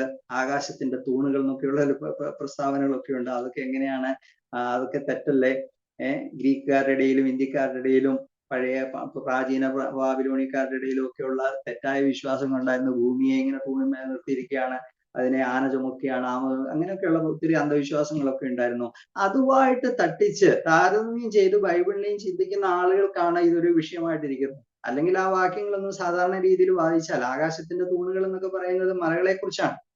സമയം പോയതുകൊണ്ട് ഞാൻ വാക്യങ്ങളെല്ലാം എടുക്കുന്നത്. മറ്റു സ്ഥലങ്ങളിൽ ഒക്കെ പാരലിസം ഒക്കെ ഉപയോഗിച്ചിരിക്കുന്നത് പർവ്വതങ്ങളെ കുറിച്ച് പറഞ്ഞിട്ട് പിന്നീട് അടുത്ത വാക്യത്തില് തൂണുകൾ എന്നൊക്കെ അതിനെക്കുറിച്ച് പറഞ്ഞിട്ടുണ്ട്. യോബിന്റെ പുസ്തകത്തിൽ തന്നെ, യോബ് പുസ്തകം 9-5-6 വാക്യങ്ങളൊക്കെ പരിശോധിച്ചാൽ കാണുവാനായിട്ട് സാധിക്കും. അപ്പം ഭൂമിക്ക് അടിസ്ഥാനം ഇട്ടതിനെ കുറിച്ച് പറയുന്നു. ഭൂമിക്ക് അടിസ്ഥാനം ഇട്ടു എന്ന് പറയുമ്പോൾ എന്താണ്? ഒരു കെട്ടിടത്തിന് ഇങ്ങനെ അടിസ്ഥാനം ഇട്ടുപോലെ ഭൂമിക്ക് എന്തോ അടിസ്ഥാനം അല്ല. അടിസ്ഥാനം എന്ന് പറഞ്ഞാൽ എന്താണ്? എന്തിന്മേലാണ് ഒരു കാര്യം ഉറച്ചു നിൽക്കുന്നത്, അല്ലെ? അങ്ങനെയാണ്. അതിന്റെ ഡിക്ഷണറി തന്നെ നോക്കിയാലൊക്കെ കാണാനായിട്ട് സാധിക്കും. Upon which anything is founded or stands or which it is supported എന്നൊക്കെയുള്ളതാണ് ഫൗണ്ടേഷൻ എന്നുള്ളതിന്റെ വാക്ക്. നിലനിർത്തുക, താങ്ങുക എന്നൊക്കെയുള്ള അർത്ഥമാണ്. ഭൂമിയെ ദൈവം ഉറപ്പിച്ചിരിക്കുന്നു, താങ്ങിയിരിക്കുന്നു. ഇന്നിപ്പോ നമുക്കറിയാം അത് ഗ്രാവിറ്റേഷണൽ ഫോഴ്സ് ആയിരിക്കാം, ദൈവം വേറെ എന്തെങ്കിലും ഫോഴ്സ് ഉപയോഗിച്ചിട്ടുണ്ടോ എന്ന് നമുക്കറിയില്ല, ഒരുപക്ഷെ കണ്ടെത്തുമായിരിക്കും. ഏതായാലും ഭൂമിയെ എങ്ങനെ തൂണുകളിലൊന്നുമല്ല താങ്ങി നിർത്തിയിരിക്കുന്നതെന്ന് ബൈബിളിൽ തന്നെ വ്യക്തമായിട്ട് പറഞ്ഞിട്ടുണ്ട്. യോബിന്റെ പുസ്തകം 26-ാം അധ്യായത്തിന്റെ 11-ാം വാക്യത്തില് അവൻ ഭൂമിയെ നാസ്തിത്വത്തിന്മേൽ തൂക്കുന്നു എന്ന പ്രസ്താവനയുണ്ടല്ലോ. അപ്പൊ ശൂന്യതയിലാണ് ഭൂമി നിൽക്കുന്നത് എന്നാണ് വാസ്തവത്തില് ബൈബിളിൽ പറഞ്ഞിരിക്കുന്നത്. അപ്പൊ ഇങ്ങനെ ഒത്തിരി ഒത്തിരി കാര്യങ്ങളുണ്ട്. ഇനിയും പറയാനാണെങ്കിൽ ഒത്തിരി കാര്യങ്ങളുണ്ട്. പുതിയ നിയമത്തിലേക്കൊക്കെ വരികയാണെങ്കിൽ അവർ ഏറ്റവും കൂടുതൽ പ്രശ്നമായിരിക്കുന്ന ഒരു കാര്യമാണ് യേശുക്രിസ്തുവിന്റെ കന്യകാജനനം. അതെങ്ങനെയാണ് സാധിക്കുന്നത്? അതിനെക്കുറിച്ച് പറയുന്നത് എന്നാ വെച്ചാൽ ആ വാക്യങ്ങളൊക്കെ വായിച്ചാൽ അറിയാം, അതൊരു അത്ഭുതമാണ്. യേശുക്രിസ്തുവിന്റെ ജനനം എന്ന് പറയുന്ന ഒരു സാധാരണ ജനനമല്ല, അത് പുരുഷ സംസർഗം കൂടാതെയുള്ള ഒരു ജനനമാണ്. അത് ദൈവത്തിന്റെ ഒരു അത്ഭുതകരമായിട്ടുള്ള ഒരു പ്രവൃത്തിയാണ്, അല്ലെ? അവിടെ തന്നെ അത് പറയുന്നുണ്ട്, പിന്നെ ദൈവത്തിന്റെ ആത്മാവിന്റെ പ്രത്യേകമായിട്ടുള്ള അത്ഭുതകരമായിട്ടുള്ള ഒരു പ്രവൃത്തിയാലാണ് അവിടെ അത് സാധ്യമാകുന്നത്. അതിനെക്കുറിച്ചൊക്കെ സംശയിച്ചാൽ നമ്മൾ ചിന്തിക്കേണ്ട കാര്യം, ഇങ്ങനെ പറയാറുണ്ട്, ഉൽപ്പത്തി പുസ്തകം 1-ാം അധ്യായത്തിന്റെ 1-ാം വാക്യം അംഗീകരിക്കാൻ സാധിക്കുന്ന ഒരാൾക്ക് ബൈബിളിലെ മറ്റൊരു കാര്യം അംഗീകരിക്കാനായിട്ട് പ്രശ്നമില്ല. ആദിയിൽ ദൈവം ആകാശവും ഭൂമിയും സൃഷ്ടിച്ചു, അതായത് ദൈവം തന്റെ ആജ്ഞയാൽ കൽപ്പനയാൽ ഒന്നുമില്ലായ്മയിൽ ഈ പ്രപഞ്ചത്തെ സൃഷ്ടിച്ചു എന്ന് വിശ്വസിച്ചാൽ പിന്നെ ബാക്കിയുള്ള കാര്യങ്ങൾ പ്രശ്നമുണ്ടോ? ബൈബിളിലെ ഏത് അത്ഭുതങ്ങൾ എടുത്താലും സാധാരണ രീതിക്ക് വ്യത്യസ്തമായി, പ്രകൃതി നിയമങ്ങൾക്ക് വ്യത്യസ്തമായിട്ട് സംഭവിക്കുന്ന കാര്യങ്ങളാണല്ലോ അത്ഭുതങ്ങൾ എന്ന് പറയുന്നത്. അപ്പൊ യേശുക്രിസ്തു പ്രവർത്തിച്ച അത്ഭുതങ്ങളോ, യേശുക്രിസ്തു കടലിന് നടന്നത്, അപ്പം വർദ്ധിപ്പിച്ചത്, രോഗികൾക്ക് സൗഖ്യം നൽകിയത്, അല്ലെങ്കിൽ മരിച്ചവരെ ഉയർപ്പിച്ചോ ഒക്കെ പറയാറുണ്ട് ആളുകൾ, ചൂണ്ടിക്കാണിക്കാറുണ്ട്. അതൊക്കെ വിശ്വസിക്കാനായിട്ട് സാധിക്കുമോ? യേശുക്രിസ്തു ദൈവമാണെന്ന് അംഗീകരിച്ചാൽ, ദൈവമാണ് ഈ പ്രപഞ്ചത്തിന്റെ നിയമങ്ങളെയും ഇതൊക്കെ സെറ്റ് ചെയ്തിരിക്കുന്നത്, ആ ദൈവത്തിന് ഇതിനെ നിയന്ത്രിക്കുവാനായിട്ടുള്ള അധികാരമുണ്ട് എന്ന് അംഗീകരിച്ചു കഴിഞ്ഞാൽ പിന്നെ അവിടെ ആ പ്രശ്നങ്ങളൊന്നുമില്ല. യേശുക്രിസ്തുവിന്റെ ജനനത്തെ കുറിച്ച് പറയുമ്പം വാസ്തവത്തിൽ ഓരോ ജനനവും ഒരു അത്ഭുതമാണ്. യേശുക്രിസ്തുവിന്റെ ജനനം മാത്രമായിട്ട് എടുക്കുന്നത് എന്തിനാ? ഇന്നും ഒരു ശിശുവിന്റെ ജനനവും എന്ന് പറയുന്നത് ഒരു അത്ഭുതമല്ലേ? ആർക്കാണ് അത് എക്സ്പ്ലെയിൻ ചെയ്യാനായിട്ട് സാധിക്കുന്നത്? ആധുനിക വൈദ്യശാസ്ത്രമൊക്കെ അതിന്റെ ഗ്രോത്തിന്റെ ഒക്കെ ഓരോ സ്റ്റേജുകളൊക്കെ ഇങ്ങനെ കാണിക്കുമെന്നല്ലാതെ എങ്ങനെ ഇത് സംഭവിക്കുന്നു എന്നുള്ള അതിന്റെ പിന്നിലുള്ള അത്ഭുതം, അതിന്റെ ആ വണ്ടർ എന്ന് പറയുന്നത് അത് മാറിപ്പോകുന്നില്ല. ഇതൊക്കെ അത്ഭുതങ്ങൾ തന്നെ ആയിട്ട് ഇരിക്കുകയാണ്. അപ്പൊ പ്രിയമുള്ളവരെ, സമയം കഴിഞ്ഞതുകൊണ്ട് നിർത്തട്ടെ. ബൈബിളിൽ അങ്ങനെ യഥാർത്ഥ ശാസ്ത്രവും ബൈബിളും തമ്മിൽ പൊരുത്തപ്പെടാത്തതായിട്ടുള്ള മേഖലകൾ ഒന്നുമില്ല. ശരിക്കും തെളിയിക്കപ്പെട്ട യഥാർത്ഥ ശാസ്ത്രം, ട്രൂ സയൻസ് അനുസരിച്ച് ബൈബിളിലെ ഒരു പ്രസ്താവനയും അതിന് നിരക്കാത്തതാണെന്ന് ആരും പറഞ്ഞിട്ടില്ല, ചൂണ്ടിക്കാണിച്ചിട്ടില്ല. ബൈബിൾ ദൈവത്തിന്റെ വചനമാണ്. ദൈവം സത്യം സംസാരിക്കുന്ന, സൃഷ്ടിച്ച ദൈവത്തിനല്ലേ കാര്യങ്ങൾ അറിയാവുന്നത്. ദൈവം അങ്ങനെയാണ് പറഞ്ഞിരിക്കുന്നത്. പിന്നെ ചില കാര്യങ്ങൾ ഇങ്ങനെ വ്യത്യസ്തമായിട്ട് അല്ലെങ്കിൽ പൊരുത്തപ്പെടാത്തതായിട്ട് ഇരിക്കുന്നത് ബൈബിളിന്റെ തെറ്റല്ല, മനുഷ്യന്റെ അറിവായിരിക്കുന്ന, മനുഷ്യൻ കൊണ്ടുവന്നിരിക്കുന്ന ചില തത്വജ്ഞാനങ്ങളും അല്ലെങ്കിൽ അവൻ കൊണ്ടുവന്നിരിക്കുന്ന ചില സിദ്ധാന്തങ്ങളും ഊഹങ്ങളും ഒക്കെ അതുമായിട്ട് പൊരുത്തപ്പെടാത്തതാണ്. അത് തെറ്റ് ബൈബിളിനല്ല, ആ സിദ്ധാന്തങ്ങൾക്കാണ്. അത് ശാസ്ത്രം തന്നെ തിരുത്തും. ഒരു കാലത്ത് ശാസ്ത്രമാണ് ഇത് അംഗീകരിച്ച കാര്യങ്ങൾ പിന്നീട് അവര് തന്നെ തിരുത്തിയത് തെറ്റാണെന്ന് പറഞ്ഞിട്ടുണ്ട്. ബൈബിളിന് അങ്ങനെ എഡിറ്റ് ചെയ്യേണ്ടതായിട്ടുള്ള ആവശ്യം ഇല്ല.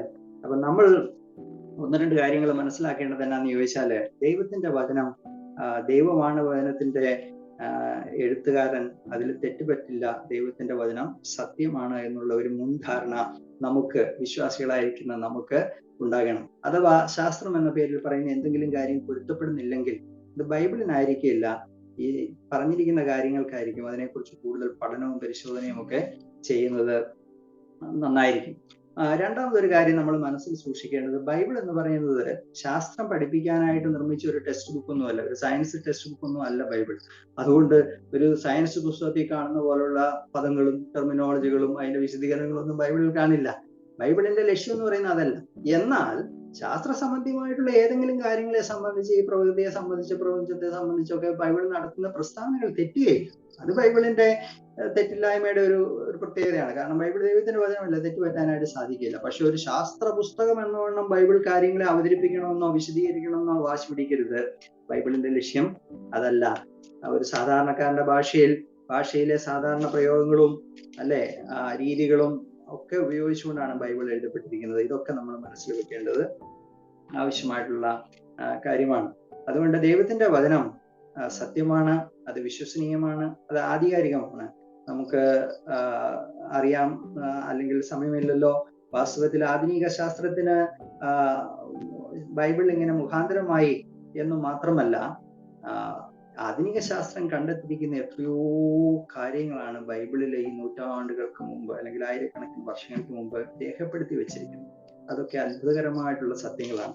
അതിനെയെല്ലാം മറന്ന് ആധുനിക ശാസ്ത്രം എങ്ങനെയാണ് ഉണ്ടായത് എന്നുള്ള സത്യത്തെയൊക്കെ തമസ്കരിച്ച് ബൈബിളിനെതിരെ ആയുധം ഓങ്ങുമ്പോൾ ആളുകൾ ചിന്തിക്കണം, ഒന്നുകിൽ ബൈബിൾ ശരിയായ രീതിയിൽ വായിച്ചിട്ടില്ല, മനസ്സിലാക്കിയിട്ടില്ല, അല്ലെങ്കിൽ യഥാർത്ഥത്തിലുള്ള ശാസ്ത്രം അതിന്റെ തെളിവുകളും അതിനെ സംബന്ധിച്ചുള്ള കാര്യങ്ങളും മനസ്സിലാക്കിയിട്ടില്ല എന്നുള്ള ഒരു പ്രശ്നം കൊണ്ടാണ്. നമുക്ക് ശരിയായ രീതിയിൽ കാര്യങ്ങളെ മനസ്സിലാക്കാം, തെറ്റായിട്ടുള്ള ശാസ്ത്രത്തിന്റെ വഞ്ചനയിൽ നമുക്ക് പെടാതിരിക്കാം, ദൈവവചനത്തിലെ സത്യങ്ങളെ വിശ്വസിക്കുകയും മുറുകെ പിടിക്കുകയും ചെയ്യാം. അങ്ങനെ നമുക്ക് ഈ തലമുറയിൽ ദൈവവചന സത്യങ്ങൾക്ക് വേണ്ടിയിട്ട് നിലനിൽക്കാം. ദൈവം നമ്മളെ സഹായിക്കുന്നു. നമ്മള് ഫ്രാൻസിസ് ബേക്കനെ കുറിച്ച് പരാമർശിച്ചതുകൊണ്ട് തന്നെ അദ്ദേഹത്തിന്റെ ഒരു ഉദ്ധരണിയോടുകൂടി ഈ ഒരു ക്ലാസ് അവസാനിപ്പിക്കാമെന്ന് ഞാൻ വിചാരിക്കുന്നു. അദ്ദേഹത്തിന്റെ ഒരു പ്രശസ്തമായിട്ടുള്ള ഒരു ഉദ്ധരണി ഇങ്ങനെയാണ്, കൊട്ടേഷൻ ഇങ്ങനെയാണ്, നിങ്ങൾ ചിലപ്പോൾ കേട്ടിട്ടുണ്ടാവും. A little science estranges a man from God. A lot of science brings him back.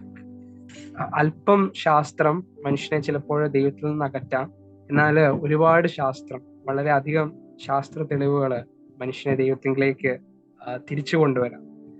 ഇന്ന് ബൈബിളിന്റെ സത്യങ്ങൾ വിശ്വസിക്കുവാനായിട്ട് വളരെ മതിയായ സത്യങ്ങള് ശാസ്ത്രം തന്നെ ശാസ്ത്രീയമായിട്ട് ബൈബിൾ വിശ്വസിക്കുവാനായിട്ട് അംഗീകരിക്കുവാനുമുള്ള ശാസ്ത്രം തന്നെ നമുക്ക് മുമ്പിൽ വെക്കുന്നുണ്ട്. എന്താണ് പ്രശ്നമെന്ന് ചോദിച്ചാല്, ഇത്തരം ശാസ്ത്രീയ സത്യങ്ങള് സാധാരണക്കാരുടെ ഇടയിലേക്ക് എത്തുന്നില്ല എന്നതാണ് പലപ്പോഴും പല തെറ്റിദ്ധാരണകളുടെയും തെറ്റായ നിഗമനങ്ങളിലേക്കും മനുഷ്യരെ എത്തിക്കുന്നത്. അതുകൊണ്ട് തന്നെ എന്നെ കേൾക്കുന്ന നിങ്ങൾ ഓരോരുത്തരും ശാസ്ത്രം വളരെ സത്യസന്ധമായിട്ട് പഠിക്കുവാനായിട്ട് ശ്രമിക്കണം. അതൊരു ചലഞ്ചായിട്ട് ഏറ്റെടുക്കണം. അതുപോലെ തന്നെ ഈ ശാസ്ത്ര സത്യങ്ങള് അത് ബൈബിളിനെ സത്യമാണെന്ന് തെളിയിക്കാനായിട്ട് അത് ഏറ്റവും നന്നായിട്ട് പ്രയോജനപ്പെടുത്തണമെന്നും അതൊരു ചലഞ്ചായിട്ട് ഏറ്റെടുക്കണമെന്നും ഞാൻ എന്നെ കേൾക്കുന്ന ഈ ഒരു സെഷനിൽ പങ്കെടുത്ത എല്ലാവരെയും ഓർമ്മിപ്പിക്കുകയും പ്രോത്സാഹിപ്പിക്കുകയും ചെയ്യുന്നു. പ്രത്യേകിച്ച് യുവാക്കൾക്കും വളർന്നു വരുന്ന കുട്ടികൾക്കും അത് അവരുടെ ജീവിതത്തിന്റെ ലക്ഷ്യമായിട്ട് തന്നെ അത് സ്വീകരിക്കുവാനായിട്ട്, അങ്ങനെയാണ് വലിയ ശാസ്ത്രജ്ഞന്മാര് ചരിത്രത്തില്, ക്രിസ്ത്യാനികളായിട്ടുള്ള ശാസ്ത്രജ്ഞന്മാര് ചരിത്രത്തില് ഉണ്ടായത്. നമ്മൾ സംസാരിച്ച ജോസൂട്ടി ബ്രദറിന് പ്രത്യേകം നന്ദി പറയുന്നു.